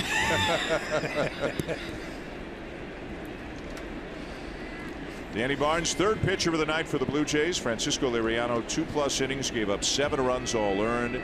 Dominic Leone, 2 scoreless innings, but he was the pitcher when Guyer doubled in 3 of Liriano's runs. So the inherited runner statistic will take a turn for the worse for Leone. Danny Salazar for the Indians went only 2 2/3 and gave up 5 runs. And he hasn't budged from the dugout bench since he left the game. You only get to play once every 5 days, and then when it is short, it's something you don't really enjoy, and you're going to sit around and certainly you don't want to turn your back on your team after you get knocked out early. And I admire him for sitting there, taking his medicine, if you will. Just trying to be a good teammate. 0-2 the count on Diaz, who has flied out and struck out.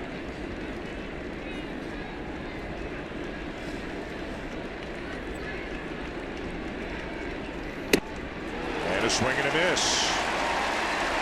So a couple of base hits stranded. Blue Jays coming up bottom of the 5th in a 7-7 tie.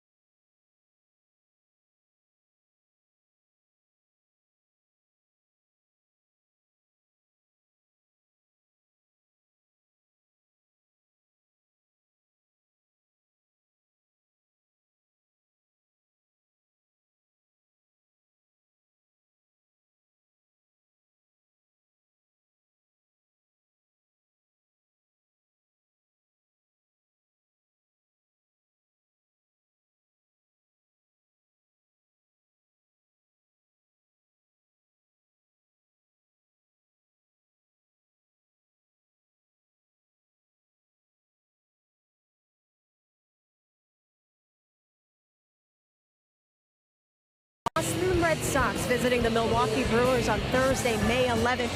It's matinee baseball for you at 1 p.m. Eastern, 10 a.m. Pacific time on Sportsnet and Sportsnet Now. Dan, quickly an update on Aaron Sanchez. He rejoined the team today after throwing that extended spring training game. And Sanchez met with the media and was asked what stood out from that outing. Sanchez says it wasn't so much physical. The healing in the fingernail is coming along nicely. He doesn't believe it will split again, but he wanted to get some peace of mind. Mentally, he knew that he was all right physically. He wasn't happy with his mechanics early on in the outing. He was able to smooth it out.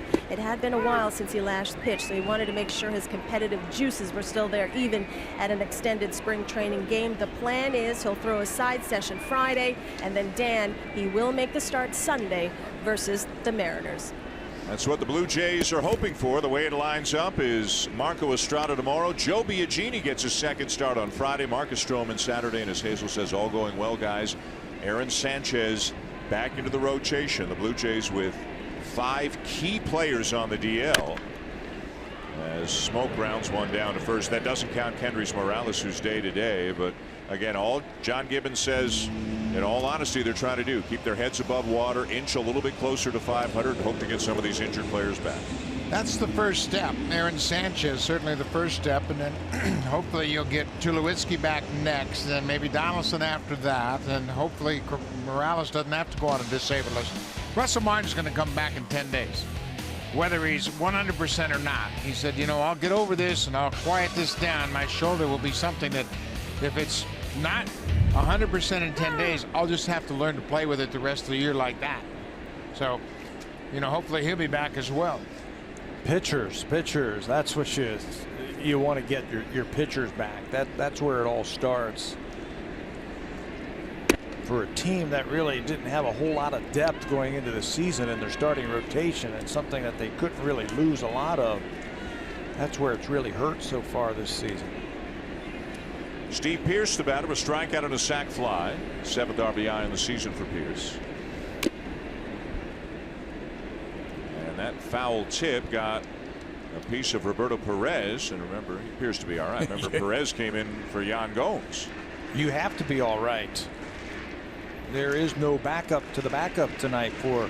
And Terry Francona saying, wasn't that a foul tip? Because it says 2-1 on the scoreboard here at Rogers Center, but Tito just wants to make sure, hey, he must have fouled that ball off, so it should be 1-2, right? And I believe it is 1-2.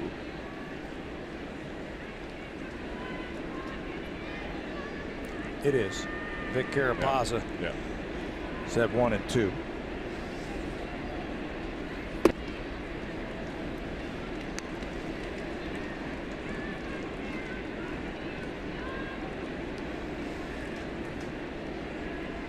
Here's another guy who figures to see his playing time go up as long as Morales is out, which could be just a few days.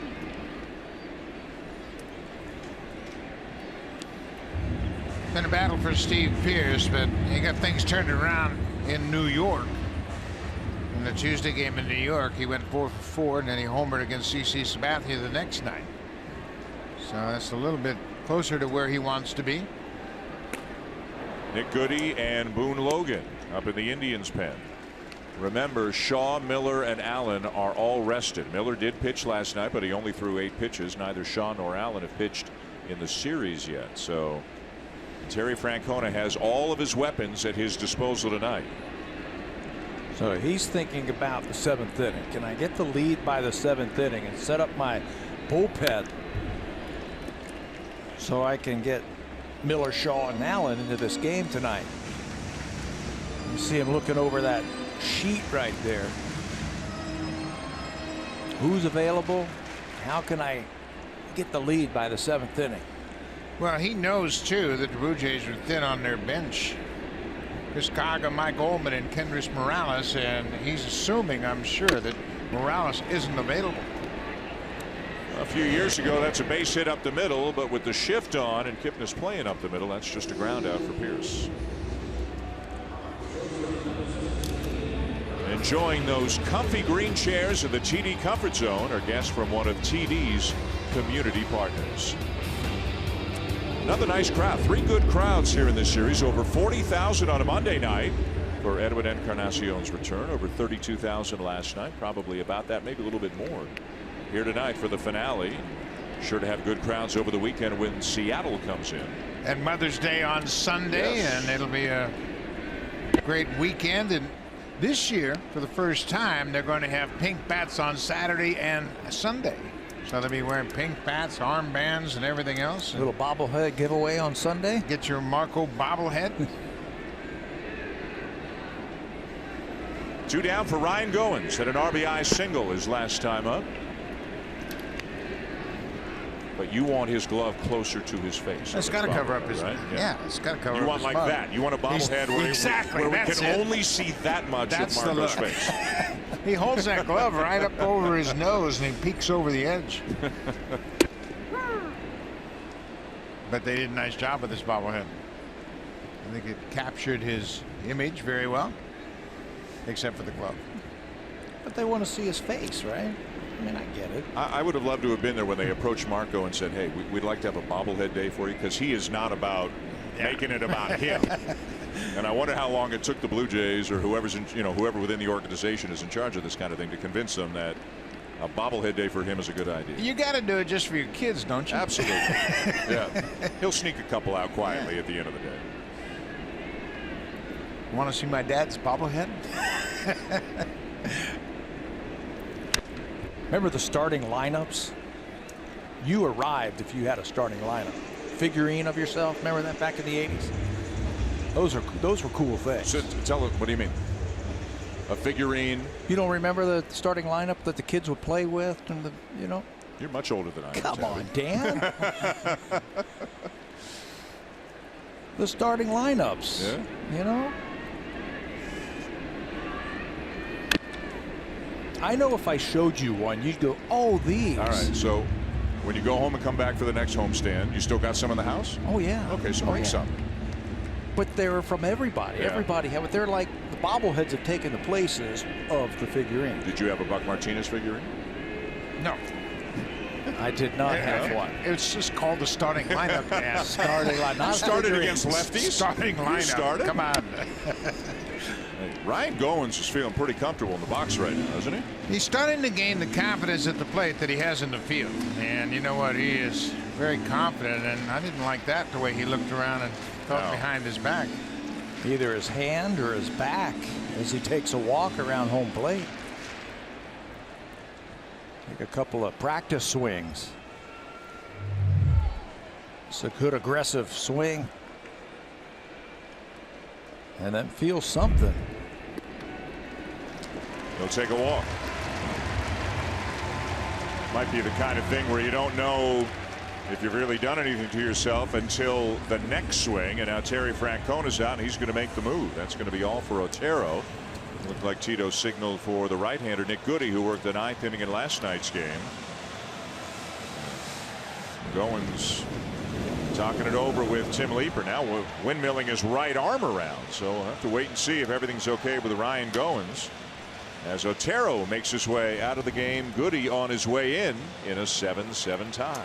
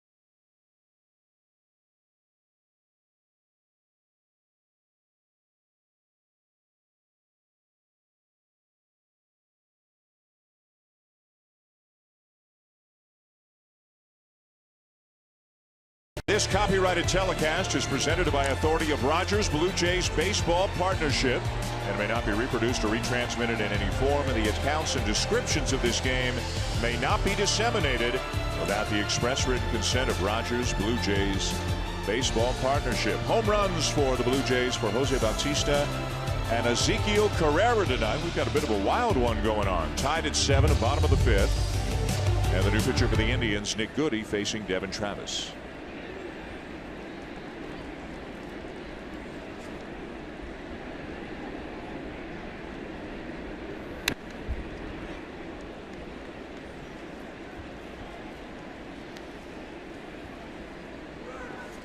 Goody pitched the 9th inning of the game last night. He gave up a single, got a double play off the bat of Ezekiel Carrera. His 9th appearance. He started the season in AAA Columbus. He was there, appeared in just 3 games, and did a nice job. Struck out 10 of the 17 batters he faced in AAA. Broken bat pop-up, shallow center, and Lindor makes the catch to end the inning. No runs, no hits. There was a walk and a man left, and we're at the end of 5 at Rogers Center. The Indians and Blue Jays tied at 7.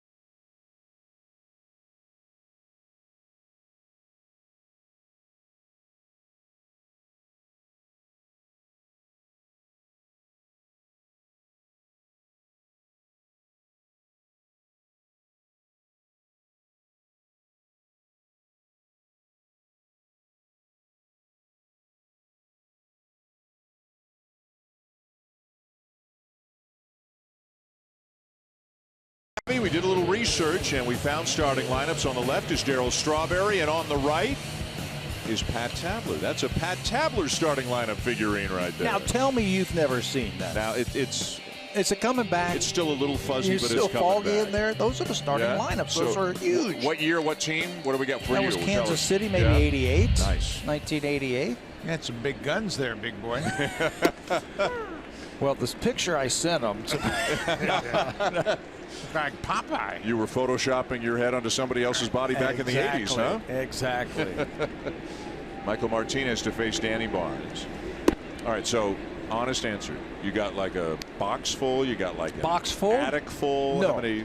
I have 1 or 2. Of yourself? Yeah. Back at home? Yeah, That's there was cool. 1 from Cleveland and 1 from Kansas City. Yeah, those were all the rage for kids back then. They'd get, the starting lineups, and they would play games and trade them and all that kind of stuff. It was pretty cool.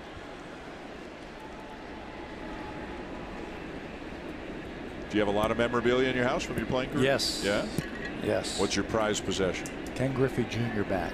Nice. Oh, yeah. Base hit Martinez. That was a rocket. He got that fastball right up out over the plate, and Danny Barnes wanted that ball down. Why do all of these hitters of the Cleveland Indians all look the same? Switch hitters with short swings, and they put the bat on the ball. This is a line drive. Chuck and duck right back through the middle. Ryan Tepera and Aaron Loop up in the pen. The Blue Jays used 5 relievers last night, but none of them threw a ton of pitches, so all of them should be available tonight. And with Francisco Liriano only going 2+ innings tonight. The Blue Jays will need at least 7 innings out of their bullpen tonight. Yeah, everybody's in pretty good shape down in that Yeah. bullpen. No one threw more than 17 pitches. You know what you don't want to do if you're John Gibbons is overdo it tonight. That ball is foul.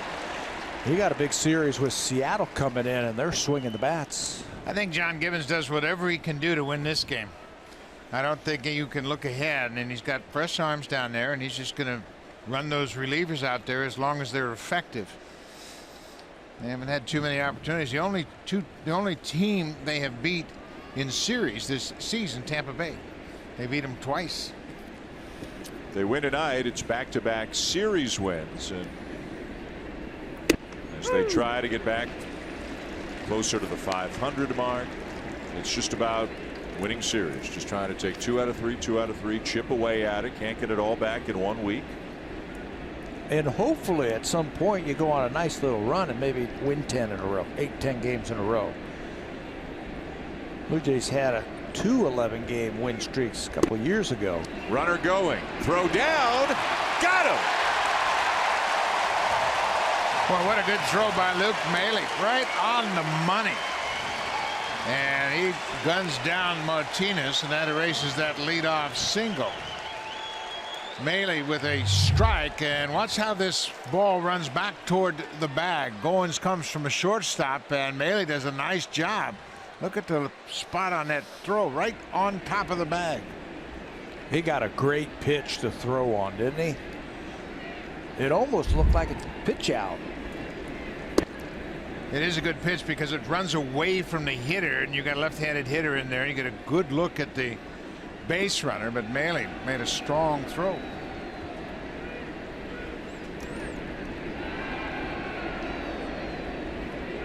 Three and 2 the count on Santana. Out of town scoreboard, Baltimore winning again. They are up 5-2 on the Washington Nationals, top of the 7th. Mark Trumbo has homered for the Orioles. The Red Sox are trailing Milwaukee 2-1 in the 3rd inning. And the Yankees don't play, a rare Wednesday off day. They had a 2-game series at Cincinnati. They start a 4-gamer at home against Houston tomorrow night. Houston beat the Braves this afternoon, and they're the first team to 23 wins this season. And they've got a good team. Everything they're doing now is really coming together. Home runs today. They have just been able to do everything right. Swing and a miss. Santana gone, 2 down.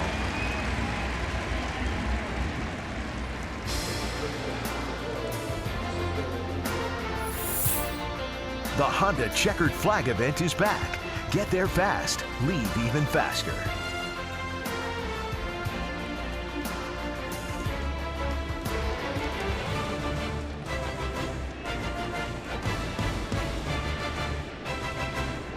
Seven in the 6th. Blue Jays and Indians, 2 down, and the bases empty for Francisco Lindor, who's got a couple of base hits and then was robbed of a 3rd base hit by Devin Travis's last time up. Lindor is 5 for 12 in the series.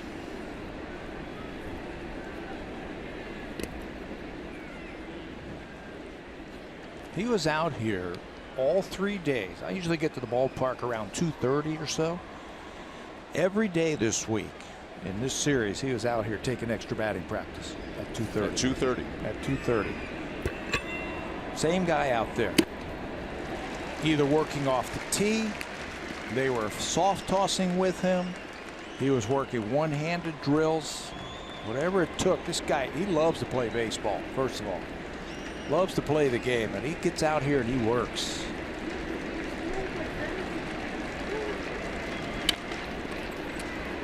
Travis again. Hitting over. We go bottom 6, 7-7 tie.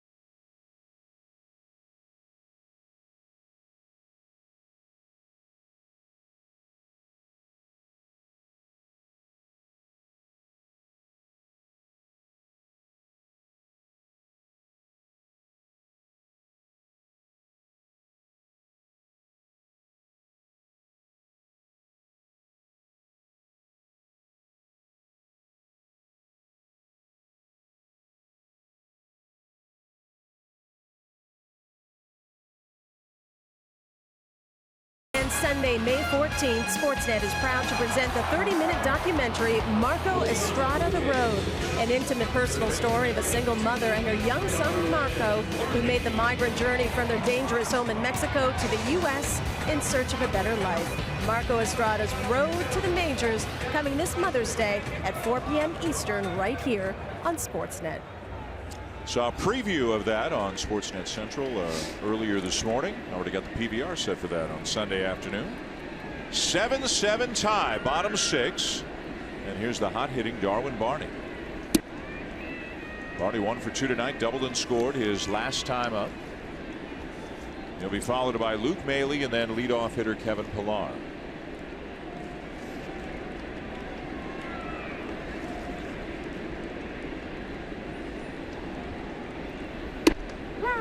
Breaking ball for a strike, 1-1. Pillar a couple of spots away.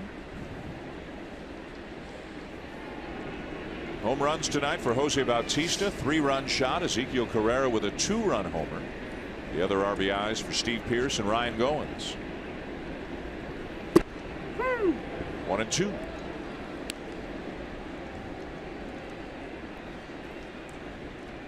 For both Bautista and Carrera, their 3rd home run of the season.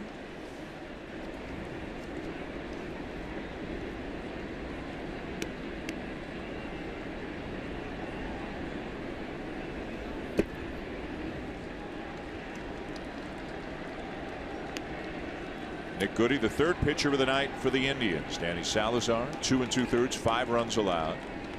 Dan Otero, 1 2/3, 2 runs allowed. And now Goody pitching for the 2nd night in a row.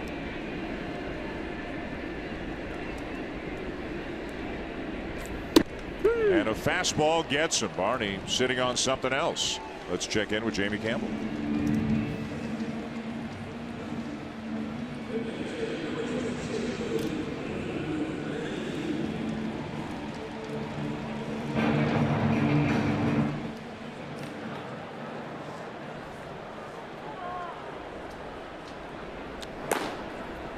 Strikeouts on the night, just 86 pitches through 7. He's back, isn't he? I mean, he was pretty good in the second half of last year, but he's all the way back now. Yeah, he's done a great job. He hasn't walked a batter in that 7-inning outing so far, and we saw him last time out. He had real good slider, but then Blue Jays came back and gave him a no decision. Maile 0 for 2. You saw activity in the Indians bullpen, getting later in the game and starting to get into the bigger arms, the top-notch relievers that they've got out there. Lefty Boone Logan is up. Righty Brian Shaw is up, with Andrew Miller and Cody Allen looming right now. That's why if you're the Blue Jays, it'd be great to get a run here. 1 here or 2.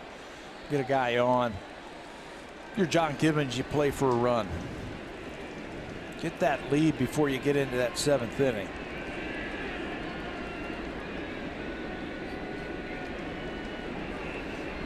The 0-2. Past the mound, out to second. 2 down.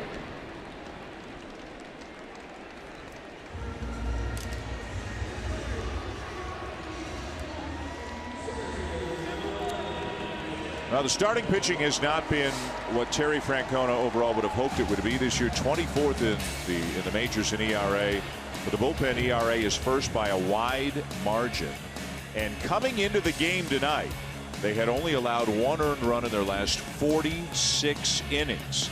Now, Otero was touched up for the home run tonight by Carrera, so those numbers are a little bit different now.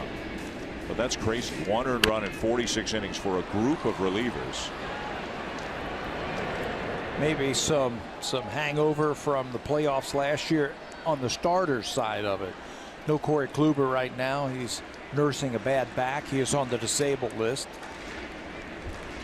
But the relievers, #1 in ERA.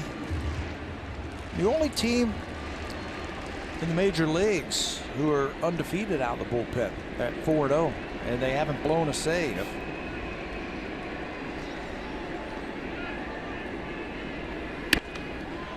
Pillar gets jammed, floats one down the left field line, and it'll be dropped. Diaz with his second misplay of the game, and Pilar hugging the bag at second. Yandy Diaz has had a rough series against the Blue Jays. He hasn't had a hit in 3 games. He messed up the Travis play in left field, a double, and that one was a catchable ball. He'll be charged with an error, his second error of the season. The ball isn't hit that hard by Pilar, but he's hustling all the way. You can't assume anything. And he doesn't, and he is rewarded with a runner in scoring position. Watch this play. After Diaz drops it, look where his shortstop is, Lindor. He's all the way out to left field, and he made it close at second base. Lindor not assuming anything. Pilar is in scoring position. Goody is out of the game. 2 outs here in the 7th, and Boone Logan, the big lefty, is on. We'll have a lefty-lefty matchup. Ezekiel Carrera going back to chat with Brooke Jacoby to find out what Boone Logan is all about. Blue Jays hoping to take advantage of the gift the Indians just handed them.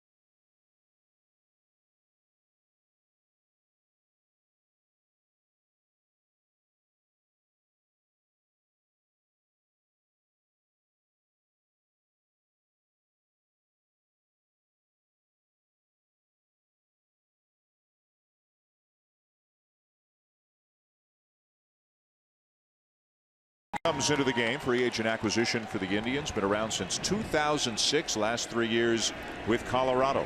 Spent some time with the New York Yankees, Atlanta, the Chicago White Sox. He was originally drafted by the White Sox, signed as a free agent. He's a lefty specialist. Will probably only face 1 batter tonight.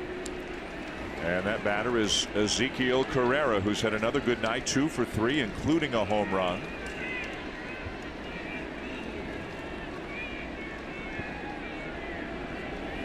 Go-ahead run, Kevin Pilar out at second with 2 down here in the bottom of the 6th.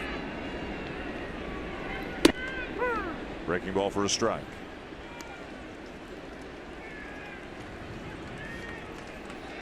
Carrera just 1 for 4 against lefties this season, but he did a nice job against them last year, and he got some extended playing opportunities.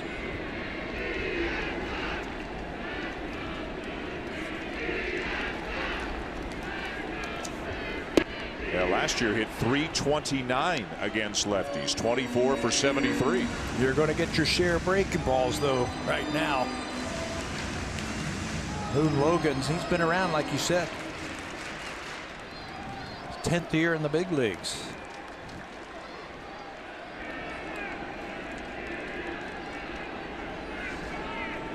Big guy, 6'5", 240.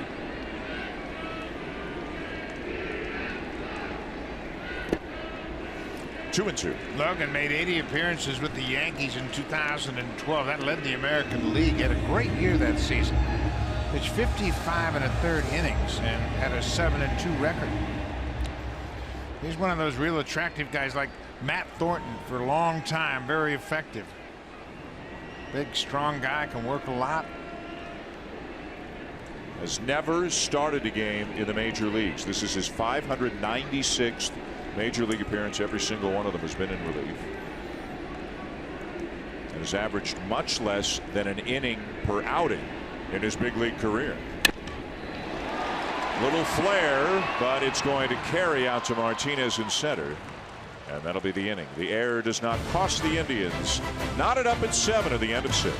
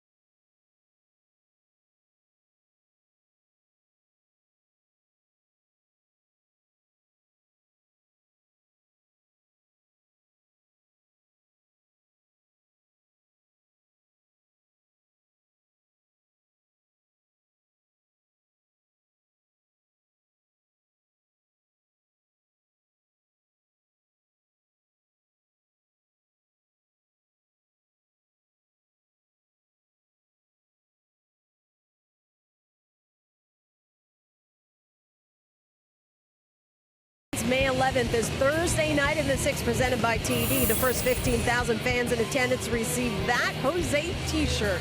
Join us pregame in the WestJet flight deck for live music and entertainment. For tickets, call 1-877-J-SHOP or visit BlueJays.com. To the 7th inning we go. Dan, Buck, and Pat.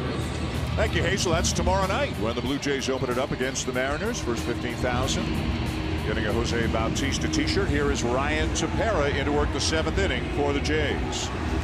Ryan's had some beauties for the Blue Jays this year. He's becoming a dependable reliever out there. He's always had great stuff. He is now trusting that, and he's starting to throw more quality strikes. He's throwing in quality innings now for the Blue Jays. And got a chance to win this thing here if he throws up a couple of zeros. It has settled down a little bit the last couple of innings. All the offense in the first 4 innings tonight. It'll be Kipnis, Encarnacion, and Ramirez. 3, 4, 5 in the Indians lineup.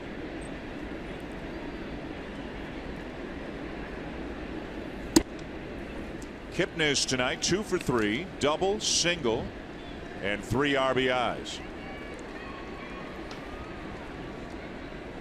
which is half of his season's total. Came in with 3.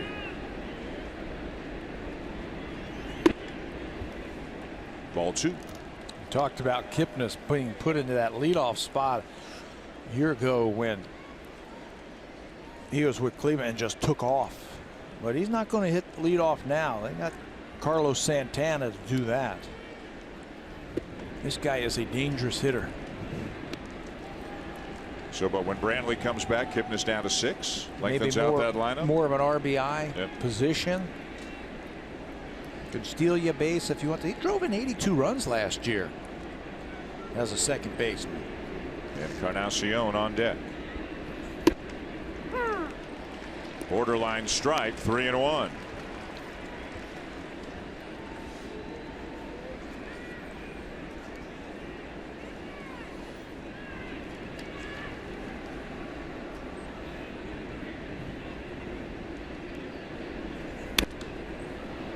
Tepera worked an inning last night, struck out a couple. He's had 4 consecutive scoreless outings entering this game tonight, covering a total of 8 innings. Well, he faced Lindor, Kipnis, and Encarnacion in the 9th inning and got Kipnis on strikes, and Encarnacion swung and missed. 3 up, 3 down, no problem.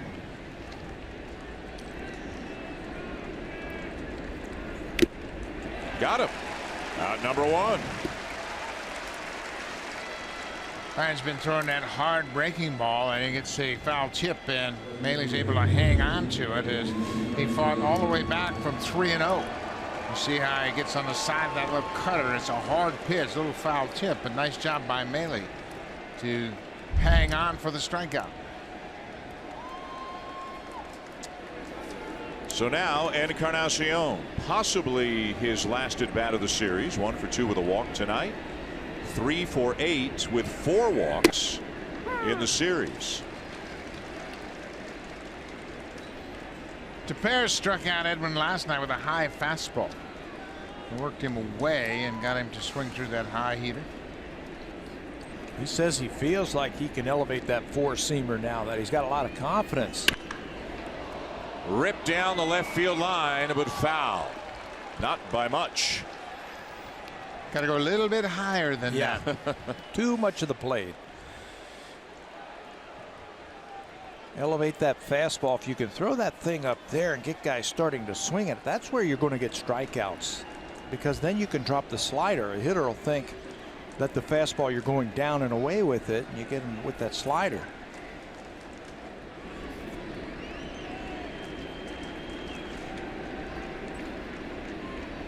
Haley slides to the outside, and the 0-2 on the appeal. He did not go, says Tom Hallion, the crew chief. Tepera located it where Maile wanted it, but Edwin wouldn't chase. I love Edwin over the years. When he knows he's checked his swing, he says check. Go ahead, look. Points down to the first base umpire, and go ahead and check. Be careful if you're going to go in there. Coming in, and it got a piece of him, or did it? Yes, bit of a delayed signal, but it did sound like it grazed the elbow pad of Encarnacion. That's the pitch he struck him out with last night, wasn't it, Buck? That hard 2-seamer. It's just going to clip him on that elbow pad, I believe. You can see just gets a piece of that elbow pad, just enough sound for Vic Carapasa to send Edwin to first.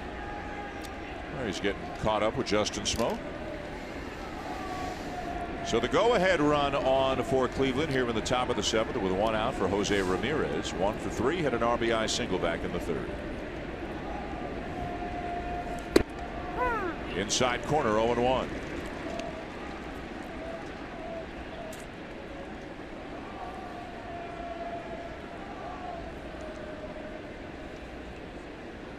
Dominic Leone, 2 scoreless innings out of the pen. Danny Barnes, 2 scoreless innings out of the pen. Barney over for a look. Makes the play. Good range shown by Barney going down the line. Anytime you got a chance to get an out on a pop, you got to stay with it. Barney made a very determined run. And there's a little cutout down there where those seats are on the field. He has to get over there and get around that, and then he's able to make the catch, quickly looking at first base to make sure Edwin doesn't tag in advance. He can play it. Good player. He can play the game. Second, short, or third. 2 down in the inning. Now here's Brandon Guyer, 2 for 3. Has had a 3-run double and also a bunt single.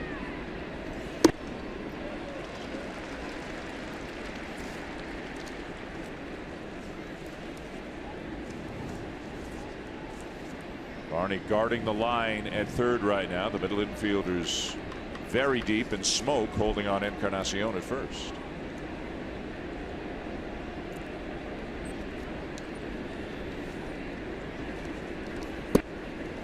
Buck, you liking what you're seeing from Luke Maile as you get to see more of him? Yeah, and he does a nice job. And you know what has really helped him is how open Russell Martin has been since he's come with the ball club. And you know, you get traded to an organization mid-season, you don't have spring training, you don't have a chance to learn your guys, you got to learn on the fly, and all the pitchers have really been good with Luke, trying to bring him up to speed. We talked about this with Ullman. You know, bigger catchers sometimes have a problem moving around behind the plate and getting out of the way for the umpire. Let the umpire have a good look at the strike zone, but both these guys, Ullman and Maile, have done a nice job.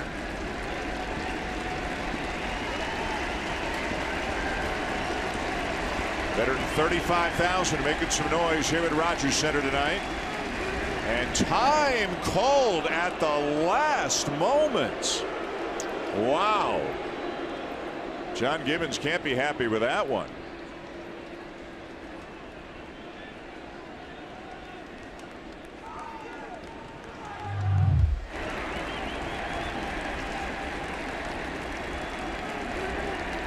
Boy, Tepera looked like he had started his delivery before Carapazza made the call, but umpire called time, and you can see Gibby's got his hat off. That generally suggests he's not real pleased with what he's been watching. I'm glad he didn't throw the pitch. He would have given away what he wants to throw here with 2 strikes. Ryan just held on to the ball.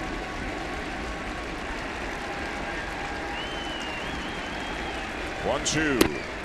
Missed outside. See, that's the slider. It's got a lot more depth than the cut fastball, but he throws them both, and that one had a lot of tilt on it. Trying to get guy to swing over the top of it. I like the cutter more to lefties and the slider more to righties. Would you like the four-seamer the best, right? Yeah. When he elevates it like this one. Yep, hold it. Still found the strike zone, and he gets Geyer to end the inning. 7th inning stretch here at Rogers Center. Looks like it'll be Shaw out of the pen for the Indians. It'll be Bautista, Smoke, and Pierce, 3, 4, 5 coming up for the Blue Jays.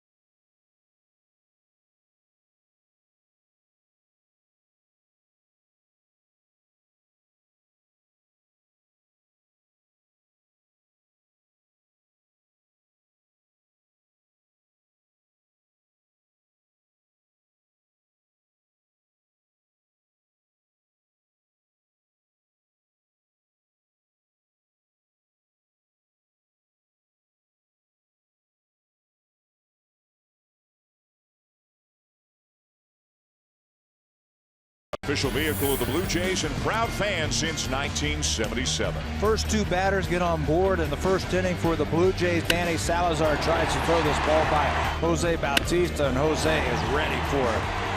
His 2nd home run of the month, his first since May the 1st. Home run number 3 on the season. And that's always a good sign when Jose is catching that barrel out in front. Tonight's drive of the game from Jose Bautista. And he'll lead off the inning against right-hander Brian Shaw. Now have moved into the later part of the game, the Shaw, Miller, Allen part of the game for the Indians. Brian Shaw with more relief outings than any pitcher in baseball since the 2013 season. Shaw made 4 appearances against the Blue Jays in the ALCS last year. He picked up a win in Game 3 in that 4-3 win here at Rogers Center. He's got a nice natural cutting fastball that's tough on righties. He's one of those guys who can throw every day. There's a lot of strikes. Tough to elevate the ball against him. Late strike call there, and it's 2-1. Might have been off the plate outside. Bautista had a good look at it. Shaw's got a perfect delivery for that slider. I mean, everything is kind of slinging from the high 3/4 delivery.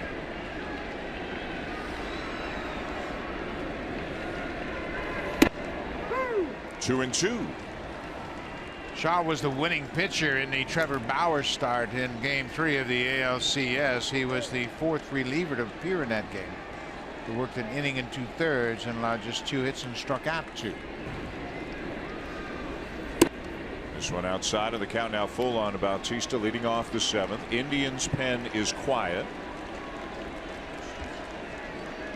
Justin Smoke waiting on deck. Steve Pearce behind him.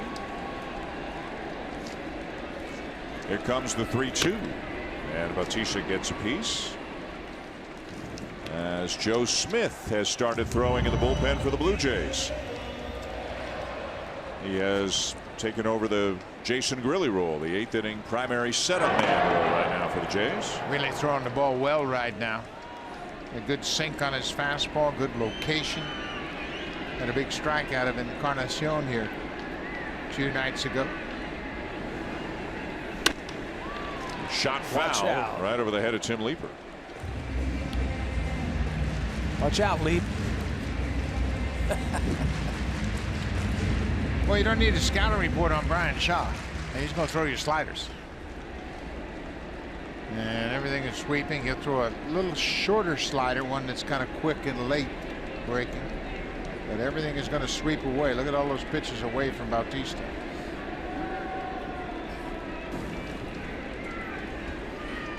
With a guy like that, when he shakes the sign off, it almost makes you think that he's going to throw a fastball. It looked like he was going to go back in there with a fastball. He's pointing in there. Perez was. Be careful. Nope. He wanted an inside slider, front door slider, and he walks him. So the Blue Jays have the go-ahead run aboard to lead off the bottom of the 7th. Terry Francona's Indians heading home after the game tonight. Off day tomorrow. They start a homestand with the Minnesota Twins on Friday. Here comes Justin Smoke, 1 for 3. Doubled and scored back in the 3rd.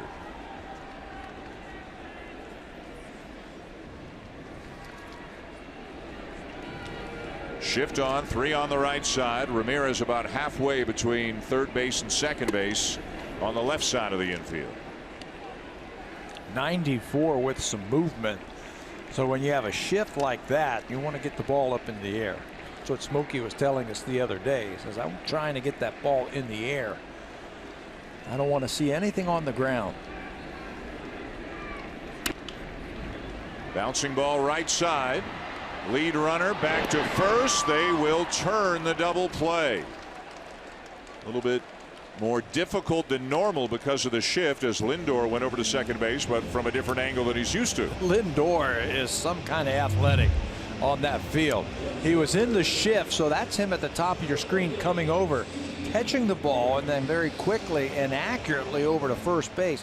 He's got a quick release and a very strong arm. Remember, his momentum is going this way. He's got to catch it and he's got to go back to his left, and he makes it easily. So 4-6-3 double play. You can see they're still laughing about it. Not your typical play. Kipnis with a longer throw than he normally makes. Lindor coming at the bag from the other direction. And now they shift over to the left side of the infield with Steve Pearce up. That's the difficulty of that play. You don't go out there and practice that. I don't see too many teams practicing the 4-6-3 double play in the shift. I agree with you 100%. You don't see him practicing, but if you're going to play it this often, you better practice it.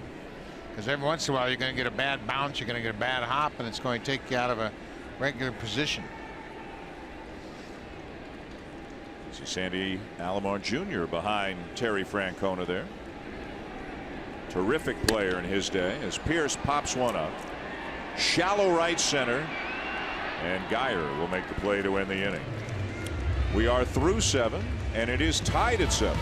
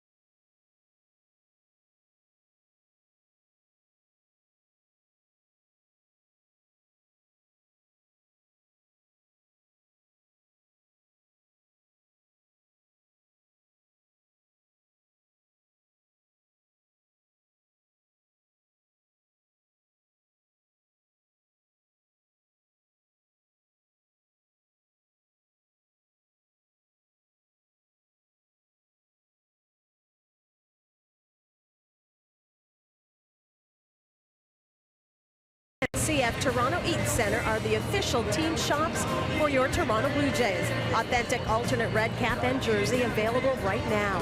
Get yours today at select J Shop locations or at jshop.ca, or you can call 1-877-J-SHOP. Joe Smith on in the 8th inning for the Blue Jays. Joe Smith spent 5 seasons with the Cleveland Indians, and he last pitched there in 2013. Terry Francona was the manager at the time, and Ross Atkins was the farm director. So there are connections no matter where you look on a baseball field, and Joe's really been throwing the ball well lately, Pat. Boy, has he ever. His fastball command has been good. His slider has been good. The inning that he had 2 nights ago against the Indians was probably the best that we have seen him. Pressure packed, had some big strikeouts against Encarnacion and then Ramirez in that game that the Blue Jays would win 4-2. He'll face the bottom third of the lineup here, beginning with Roberto Perez. Perez flied out in his only at bat of the night back in the 5th inning. He took over for Yan Gomes midway through the game. Gomes leaving the game with an illness.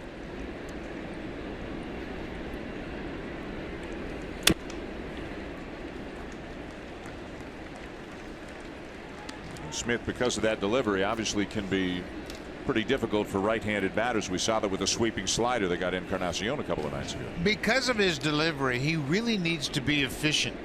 He doesn't want to give the hitter too much information and give them a chance to zero in on his release point. So the quicker he has resolutions to at bats, the more successful he's going to be. There's the slider. Check swing. No. He's smart too. I mean, he had a plan that he wanted to go with against Encarnacion the other night, and he stayed right with it, pounding him inside and then finishing him off with that slider. He also struck out a pretty good hitter in Ramirez. There you go. Slider over the inside part of the plate. That was by design as well. He started it right at Perez, and he got him to freeze. When you look at where this pitch starts, it's off the plate inside, and watch the hitter's reaction.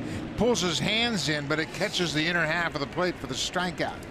Pat, you mentioned it. Joe Smith's smart. He really reads what the hitters are trying to do to him, in particular at bat. He tells the catcher, he says, you set up, I don't care where you set up.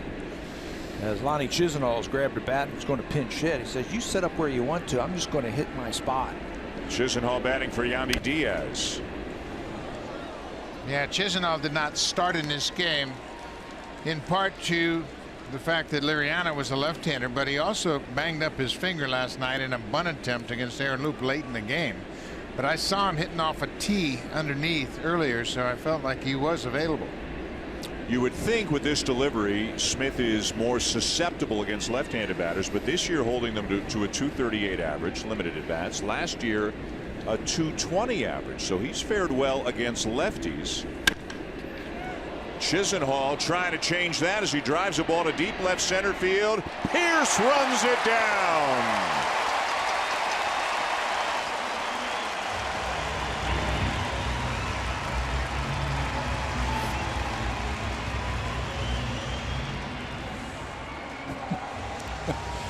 Got a little smile on his face. Took a bit of a unique route to the ball, but he got there. Ball carried on him. You can see he's going back and then reads that ball's going to carry to the warning track and then turns and actually catches that ball over his shoulder with his back towards the infield.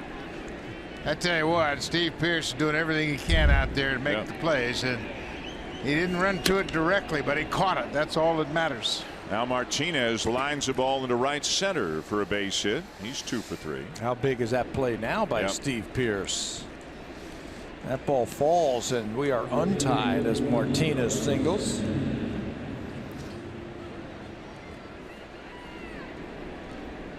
So 2-out base hit for Martinez after Pearce makes a good play to deny Chisenhall. Now back to the top of the order for Santana.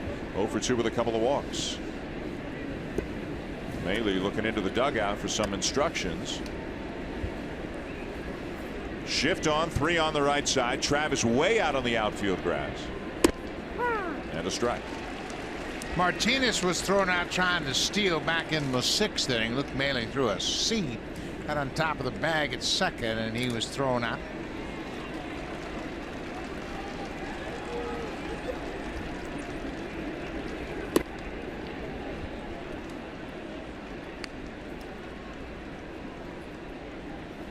All is quiet in both bullpens at the moment.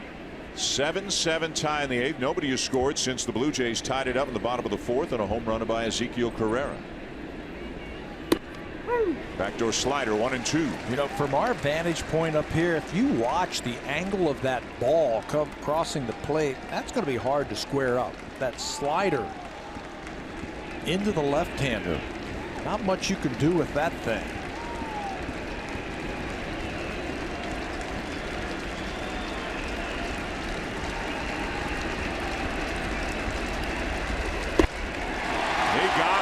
Good run on that fastball, and the inning is over. We'll go bottom 8. Blue Jays coming up in a tie game. Time now for a Blue Jays Central update. Here are Jamie Campbell and Greg Zahn in the Samsung broadcast studio.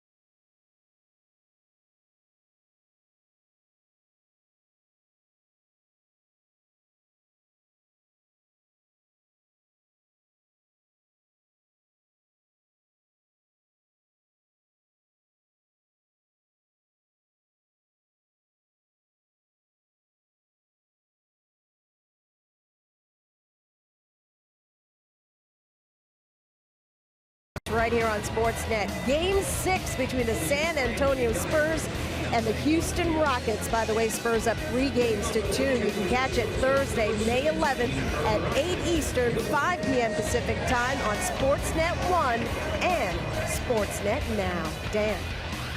Hey, so thank you. How much fun was Manu Ginobili last night in that win for the Spurs over the Rockets with the block from behind on Harden right at the end of the game? Manu threw down a dunk last night as well. Bottom 8 tied at 7. Ryan Goins leads it off against Brian Shaw. Brandon Geyer has moved from right to left, and Lonnie Chisenhall stays in the game in right field. Goins, Travis Barney. 6, 7, 8. Blue Jays looking to break the tie here in the bottom of the 8th inning.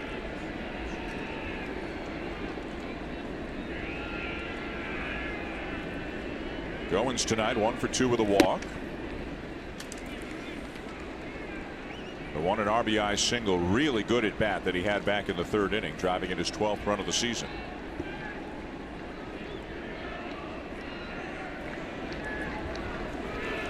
Just find your way on any way you can against Shaw here and give John Gibbons some options for him to score a run. Remember, at one point the Blue Jays were down 7-3 in this game, and they kept battling and tied it up in the bottom of the 4th. Up the middle and through, a base hit. Sounded like he might have cracked his bat, but he's on base. 3 straight times he's been on base now. Get that leadoff hitter on and you can do some things. Kipnis just out of his reach at second base. All right, you're playing for 1. The bunt is not really in vogue these days. Blue Jays have had 6 sacrifices on the season. Do you think it's going to be on here? No. because Travis is not a bunter? Right. I think they're better off letting Travis try to hit to the right side, but we'll see. This guy would be a tough guy to bunt with the movement that he gets on his pitches. Travis squares, and he gets it down. Shaw a quick look at second. He'll take the out of first, and they do sacrifice the go-ahead run into scoring position. Very easily sacrificed as Travis bunts it right back to the pitcher, so he moves the runner into scoring position. And no problem at all.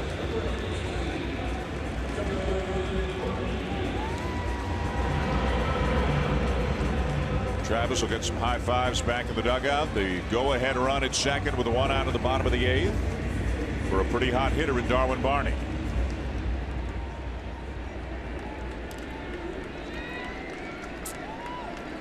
Boy, considering they were down 7-3 and considering a battle of the bullpens figures to favor the Indians because their pen is so good, if the Blue Jays could find a way to win this game and take 2 out of 3 in the series, they'd feel pretty good about themselves. Yes, they would. And you know what? It was so demoralizing to see your starter go just 2 innings plus 5 batters. Liriano didn't get it out in the 3rd when the Indians scored 5 runs on 5 hits. But here they are. Yeah. Late in the game, tied. Then fall behind by 4 runs. You got to figure that Chris Coughlin's got to be somewhere close. Or is it Ullman? Ullman's got a bat. Chris Coughlin.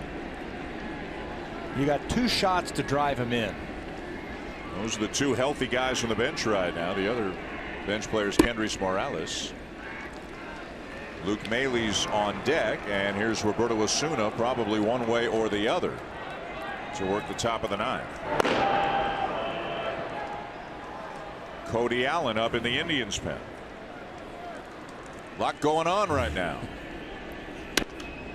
Out of play, 1-2. Yeah, Barney knows he's going to get a lot of pitches away, and he's become a pretty good 2-strike hitter.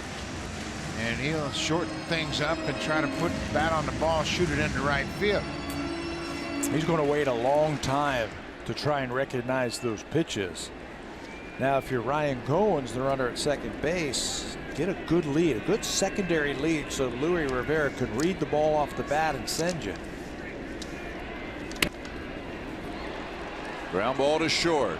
Lindor can't get it out of his bare hand, doesn't have a play, and Barney's safely across. This couldn't get a grip on it, it looks like, and Barney's probably saying, you know what, I got that one. I didn't get the hit earlier, but the baseball gods just even it up for me. He was robbed of a hit his first time up. This time it didn't look like he had a good grip. He got it out of the glove, but he just didn't have the good grip. But how many 23-year-olds would have the presence of mind not to throw that ball? He didn't have a good grip, so he said, okay, no harm, no foul. Double play still in order, but I'm not going to throw it away here. And here is Mailey, so he will hit for himself. Coughlin and Ullman, the only available options on the bench for the Blue Jays tonight, and Mailey takes up and away, ball 1. 7-7 tie, bottom 8. Base hit could give the Blue Jays the lead as they try to take the series from the Indians. Yeah, if you're the runner at second base, check to see where those outfielders are playing. So if you can read the ball off the bat, Lonnie Chisenhall in right field is very deep. Look how deep he is in right field. So anything to the right side, you read it's down, just go. It is interesting, the outfielder to the opposite field is the deepest of the 3. Usually you see the outfielder to the pull side, right? Yes, sir.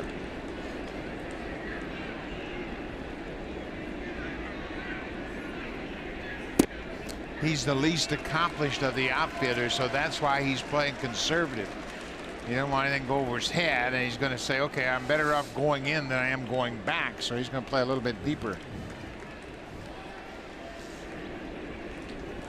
Russell Martin on the DL. Luke Mailey, his replacement at the plate. Upstairs, 3-1, a pitch away from loading the bases. Kevin Pillar is on deck. Zone it in. Zone it in right here. You can sit on one pitch in one area.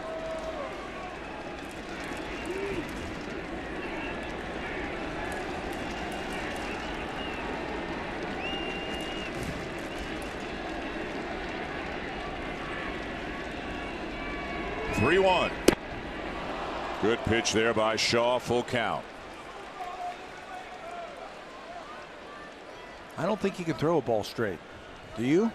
No, he's got that kind of arm angle, and he's got a great delivery. Everything is down and away from the right-handed hitters, and there's a lot of run on his fastball, and that slider is wicked. Think the other way right here. That's what you're going to get. Same pitch.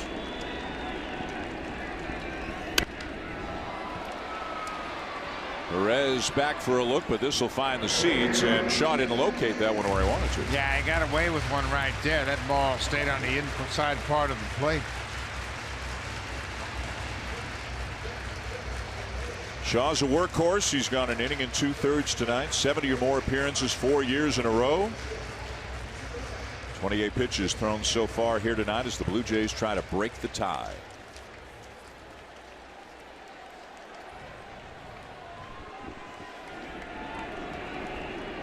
Goins the runner at second. Barney's at first. And again the 3-2 and a foul back. Got that ball up again. 93. I mean, if you look at the raw numbers, when he gets to 2 strikes, it says 80% of the time he's going to throw a cutter. And that's what he's throwing to Luke Mailer. So sit on it. Sit on that cutter and try and hit it to right field.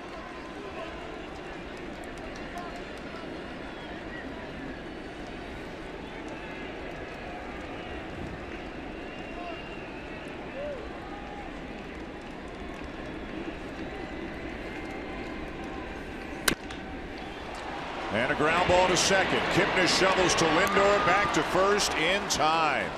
Indians get out of it by turning a double play. Blue Jays had their chances, can't break the tie. We go to the 9th.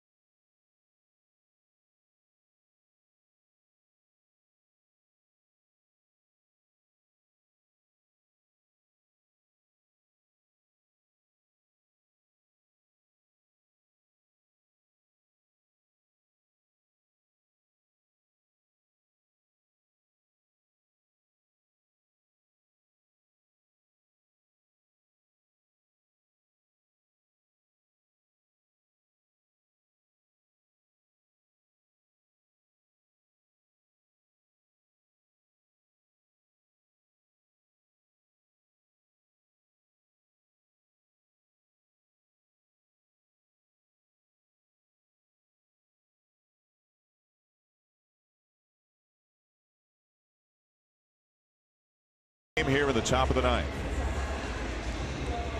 Roberto's starting to get it together. He's up to 5 saves now, just 12 innings and 12 games. You bring him in here, you hold him, try and win it into the bottom of the 9th inning. Just 1 base on balls in 12 innings for Osuna and 15 strikeouts. He says, I got to start attacking guys again with my 4-seam fastball, and he's always been good with that. Hold him here. Let's see if Blue Jays can win it in the bottom of the inning. He's going to have to navigate his way through a very tough part of the Indians lineup. Facing 2, 3, 4. Lindor, Kipnis, and Encarnacion. Lindor with a fly ball into right center field. Carrera and Pilar, who's got it. Pilar and Carrera have more trouble than any other 2 outfielders in this combination. Pilar caught it. But he and Carrera have trouble no matter if Carrera's playing left or right. There's not a whole lot of communication, and Pilar's always in charge, but I don't know that Carrera hears him calling for it. Carrera's not saying anything, and Pilar is right there. Boy, they're fortunate they didn't collide and someone got injured. Or the ball dropping in. Also, they had a problem in Baltimore. Remember the first game of the season in left field. Some miscommunication. So fortunate nobody's hurt. Fortunate the play is made, and here's Kipnis to take a strike. Doubled in a couple in the first, singled in a run in the third, has since popped up and struck out.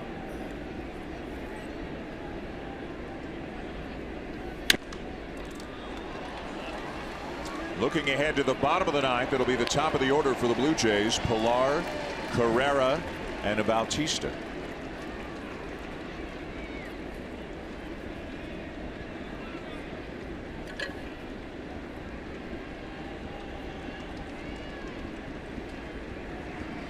Oh, 2. Got him. Well, you're looking at vintage Osuna right now. He's really got his velocity back, and that four-seamer gets the strikeout.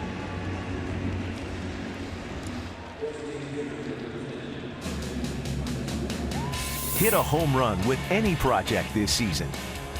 Home Hardware, proud sponsor of the Toronto Blue Jays.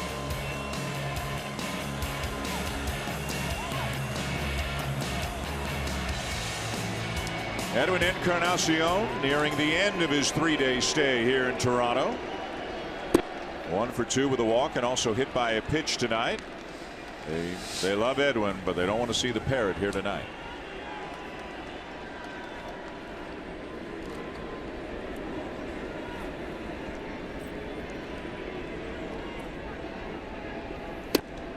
Whoa. We've seen that before. Edwin has done that quite often over his career. Takes a mighty cut, loses the grip on the bat. Osuna started the season on the disabled list. He didn't have a very good fastball, and he was trying to make up pitches. See, and kind of got beat by that fastball, and helicopters the bat all the way down past the third base coach. His fastball is better now, isn't it? He is challenging those hitters with that heater.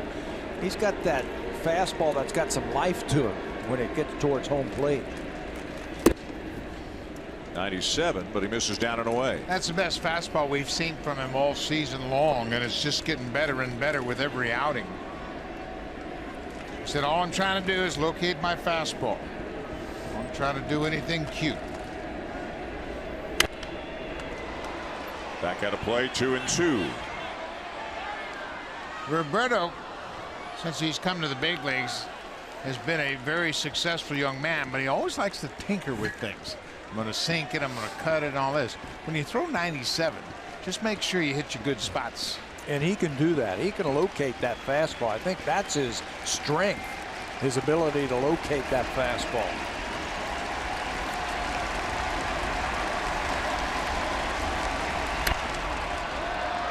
Another one out of play.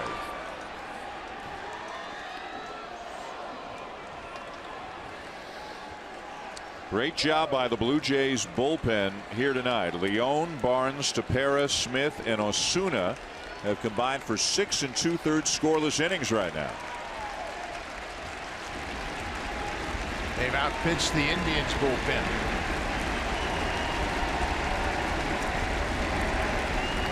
Again, the 2-2. 98 on the corner at the knees. That's pretty good stuff right there. Yeah, it's getting a lot better, as we mentioned, and he had that back problem. Stiff neck, sore neck, top of his shoulders, started on the DL. Each time he throws now, he's getting a little bit looser and getting a little better command and velocity. We haven't seen one of those little hesitation moves yet, have we? Maybe here? No? Ground ball to third. That's the inning. Nice job by Osuna. We go to the bottom of the ninth at Rogers Center. Cody Allen getting ready to come in for the Indians, and the Blue Jays will have the top of the order coming up. Kevin Pillar, Ezekiel Carrera, and Jose Bautista. 1 run wins it.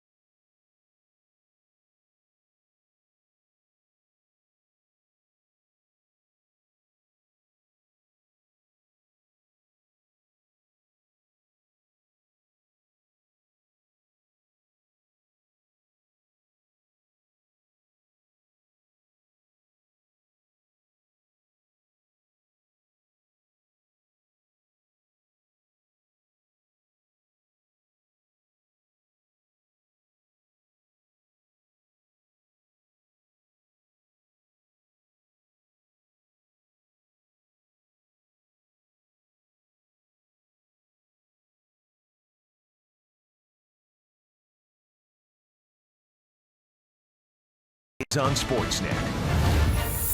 Presented by the rugged Honda Pioneer Off-Road family. Your adventure begins here.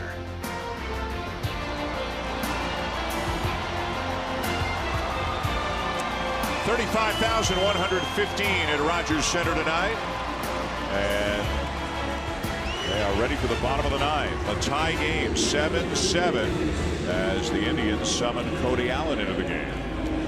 Cody Allen last pitched on Sunday. He had back-to-back save opportunities against the Royals and converted them both. He's 9 for 9 this season. So he is well rested. His first appearance in this series. He's got those reverse splits, as you can see them. He can handle the left-handers. I think that's where that curveball comes in. He's got a great overhand curveball. There it is for a strike to Kevin Pillar.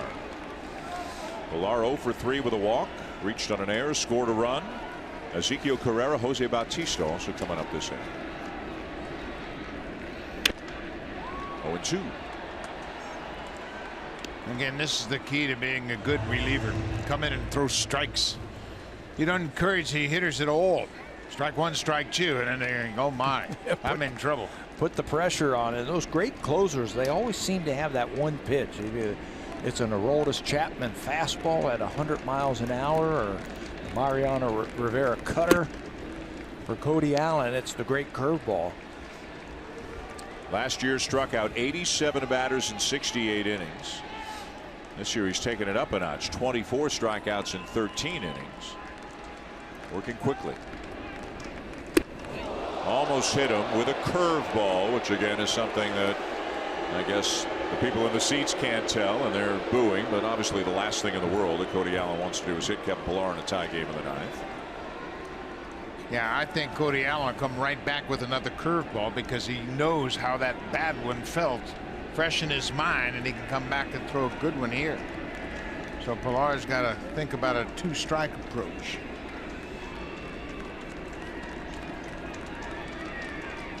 The 2-2. Fastball up and away, full count.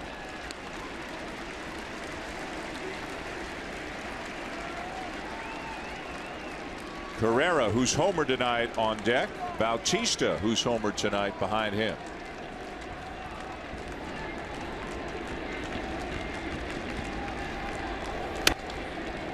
Fouled back our way. Come on, Tabby, make a play. Needed longer arms. That's all I needed, just longer arms. That was a good pitch to hit right there. 3-2 fastball down Broadway. The Indians have not allowed a home run in the ninth inning this season.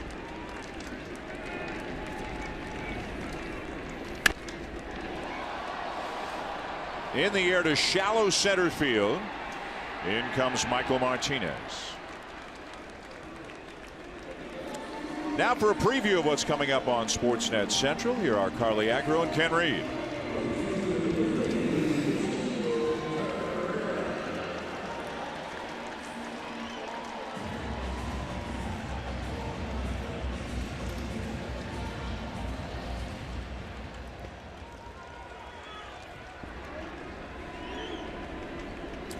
We'll be watching when this one is done. Here is Carrera. Swings over the top of a curveball, 0-1.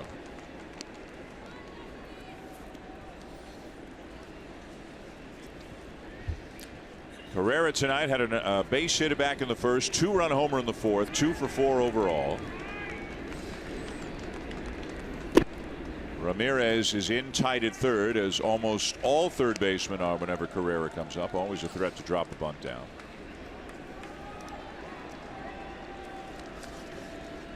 If he does, he's pretty good at bringing it with him. Bring it up the first base line and then just beat the ball to the bag. Right on the outside corner, 1-2.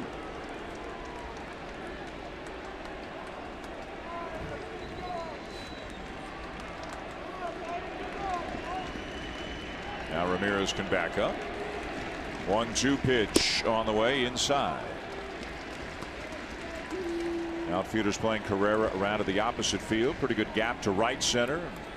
Decent room down the right field line as well. Surprised they're not a couple of steps back, though. Nothing over your head.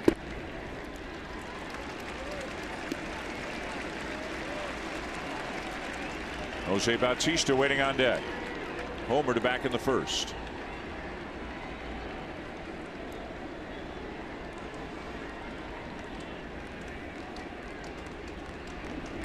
Three-two. It's going to drop in, a base hit.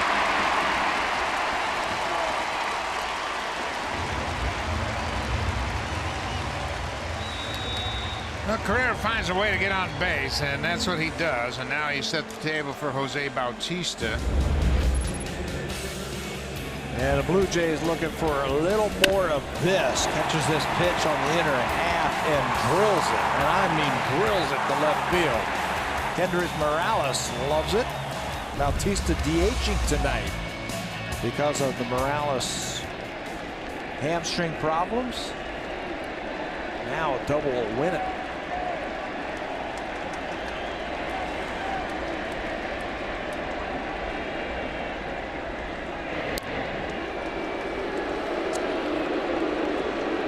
Carrera's 1 for 2 in stolen bases. Perez into the game as a defensive replacement behind the plate. He throws very well, much like Gomes. Pretty good hole on the right side, and Ramirez guarding the line at third, trying to prevent that extra base hit down the line. They'd rather make the Blue Jays come up with consecutive singles than give up a double.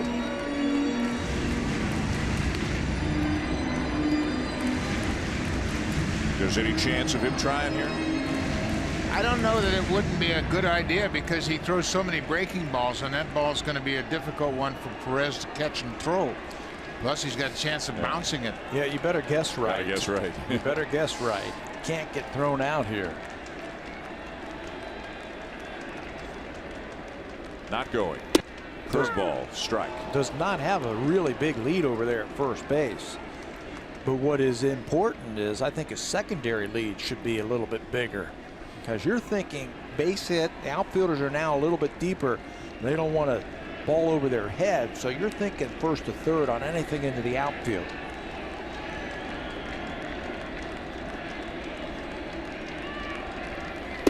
Another curveball, 1-2. 3 pitches, 3 curveballs to Bautista. That home run he hit was a fastball, and he jumped all over it. He's only had 1 at bat against Cody Allen.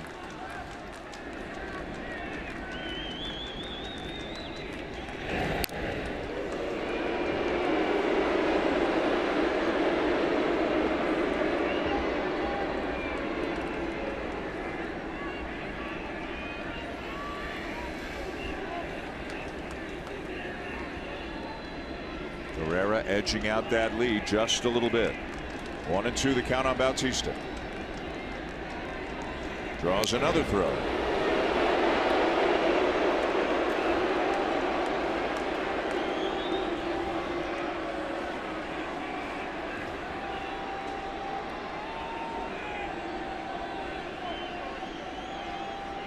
Combined, Perez and Gomes have thrown out 42% of the base stealers. They are above average in that department.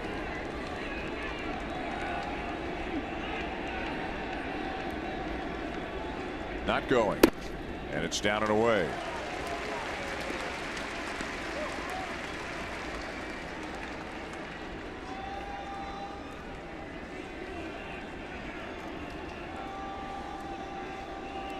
Blue Jays were down 7-3 in this game. Got 2 in the third, 2 in the fourth. Neither team has scored since.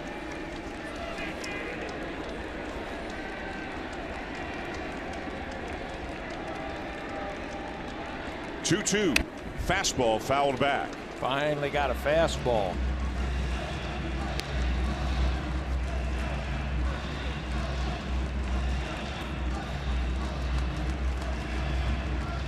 What's going through a hitter's head? 50-50 shot whether you get a fastball or a curveball. Yeah, you just got to look for the baseball here. You can't really guess for a pitch. It's 2-2, and you got to just hope that he hangs a breaking ball or you get a fastball.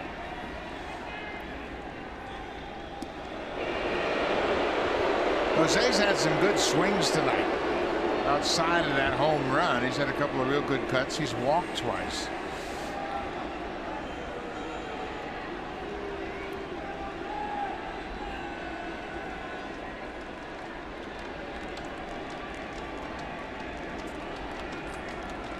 Getting not a real big lead over there at first base.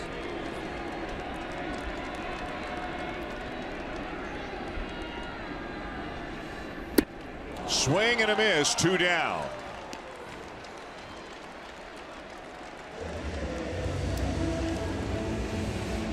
So it'll be up to Justin Smoke as Perez heads out to the mound to talk with Allen. Good sequence from Cody Allen. There's your four-seamer up and in. Jose can't get to it. He fed him a lot of slow breaking balls and breaking balls early in the count. Then he got a fastball away and a fastball in that ties him up. This is an Indians team, we told you, who's got a lot of strikeout artists coming out of that bullpen. Smoke tonight is 1 for 4, doubled and scored in the 3rd, bounced into a double play in the 7th.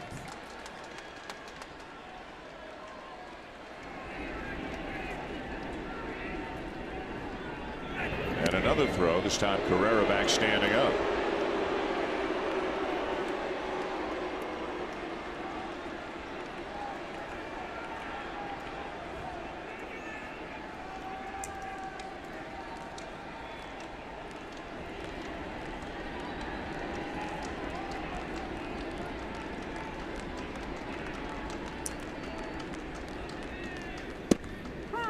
Think they're any more likely with 2 down now to start him, or let Smoke hit away? No, I think they're going to let Smoke hit away right now. Looks like Gurley's going to come in and pitch the 10th if there is a 10th. But I'd let Smoke hit and see if he can hit a gapper or hit it out of here.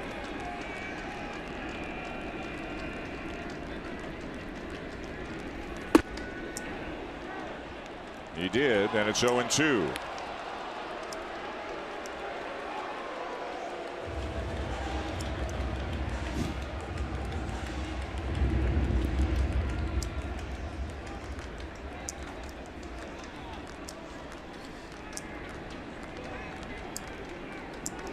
Carrera with a 1-out single here with the 9th. Now 2 down and an 0-2 count on Smoke, and a tie game. And the pitch inside of the belt. You know what? I might run him right here. 1 and 2. You figure that Allen's going to try to go for the curveball strikeout. And if he misses, maybe Carrera can get into scoring position. Smoke's already behind 1 and 2. You're playing at home. It's not a bad time to take a shot.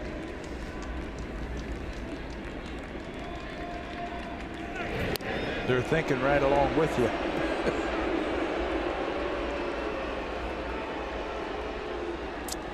They don't miss much. Terry Francona, his bench coach Brad Mills, thinking right along, hey, let's throw over there. I'd take a shot right here. Start that runner. Maybe he hits a gapper.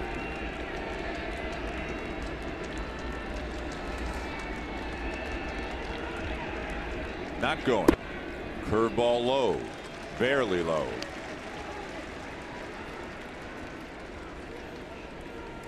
Two and 2 on Smoke. Allen up to 23 pitches here this inning.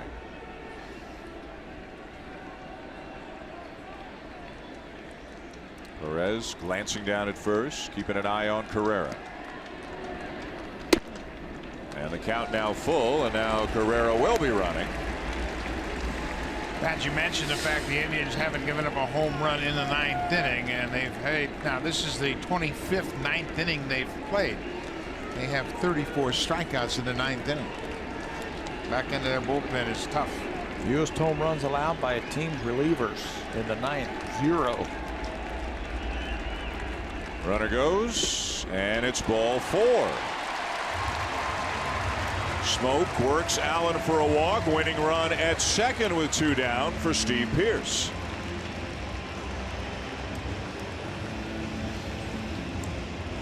A little pacing in the first base dugout right now. It's never easy, is it? Never easy. Pierce comes up 0 for 3 with a sac fly. And Allen, who's already thrown 25 pitches now, will try to get the third out and send this game to extra innings.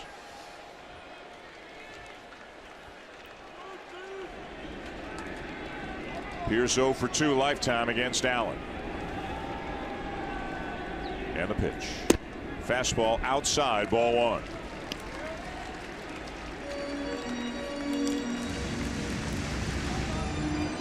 And again, Chisenhall, the deepest of the 3 outfielders, out in right field. He's got a good arm, but that is a long way to come on a softly hit ball to right field. He's not going to have a chance to get Carrera.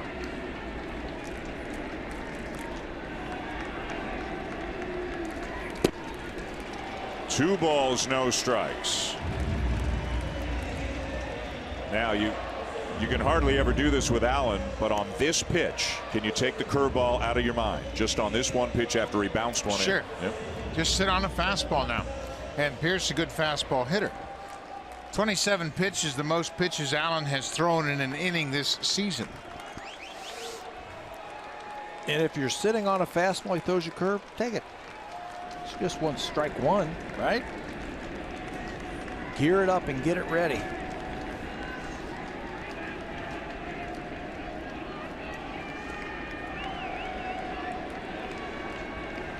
When Steve is ahead in the count coming into this series, he's a 400 hitter. He's ahead of the count now. Fastball fouled back, 2-1. Yeah, he had the right approach. He got a fastball. It was a little bit up and away. So now you got to go back to seeing the ball, trying to locate the ball quickly and make the determination. Swing or take.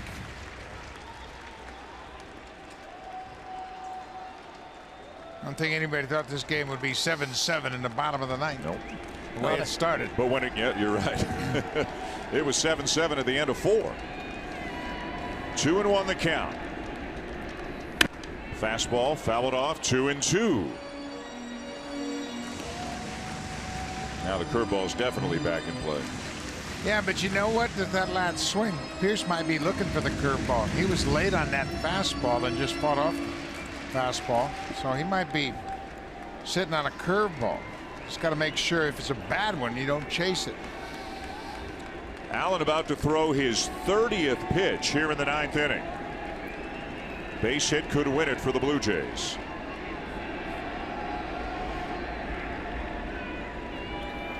Fastball, whoa, close but outside, and it's a full count. Now, of course, the runners will be on the move. Geyer in left took 2 steps in. Martinez hasn't moved. Chisenhall hasn't moved out and right. He's still deep. And Carrera's going to get a running start here. Crowd on its feet at Rogers Center.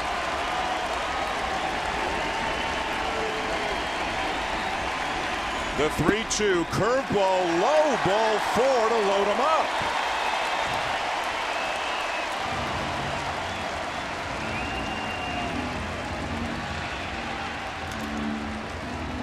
Callaway out to give Allen a breather. Allen now at 31 pitches, no activity in the pen, and the conversation will have to do with Ryan Goins. Yeah, this is exactly what it is. You mentioned it. It's just a chance to have Cody Allen catch his breath here. This is a long inning. This is like a boxer boxing for 6 minutes instead of 3.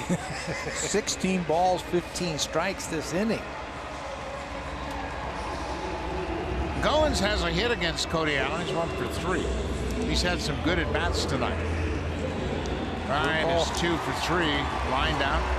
Luis Rivera, we got a shot of him talking to Carrera right there, and he's saying, hey, curveball in the dirt, be ready. He's got a good curveball. He might spike it, so be ready to try and score. I think Ryan's got to be set up for the first pitch. Look for something you can drive. Don't be up there taking. Be aggressive. He was, and it's a fair ball, and the Blue Jays win it.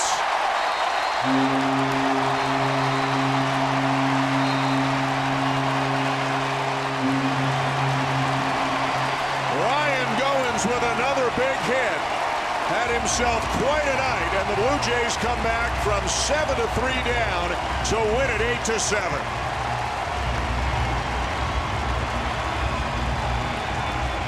Told you this is a gritty, gutty team that is playing their hearts out with all the stars on the disabled list.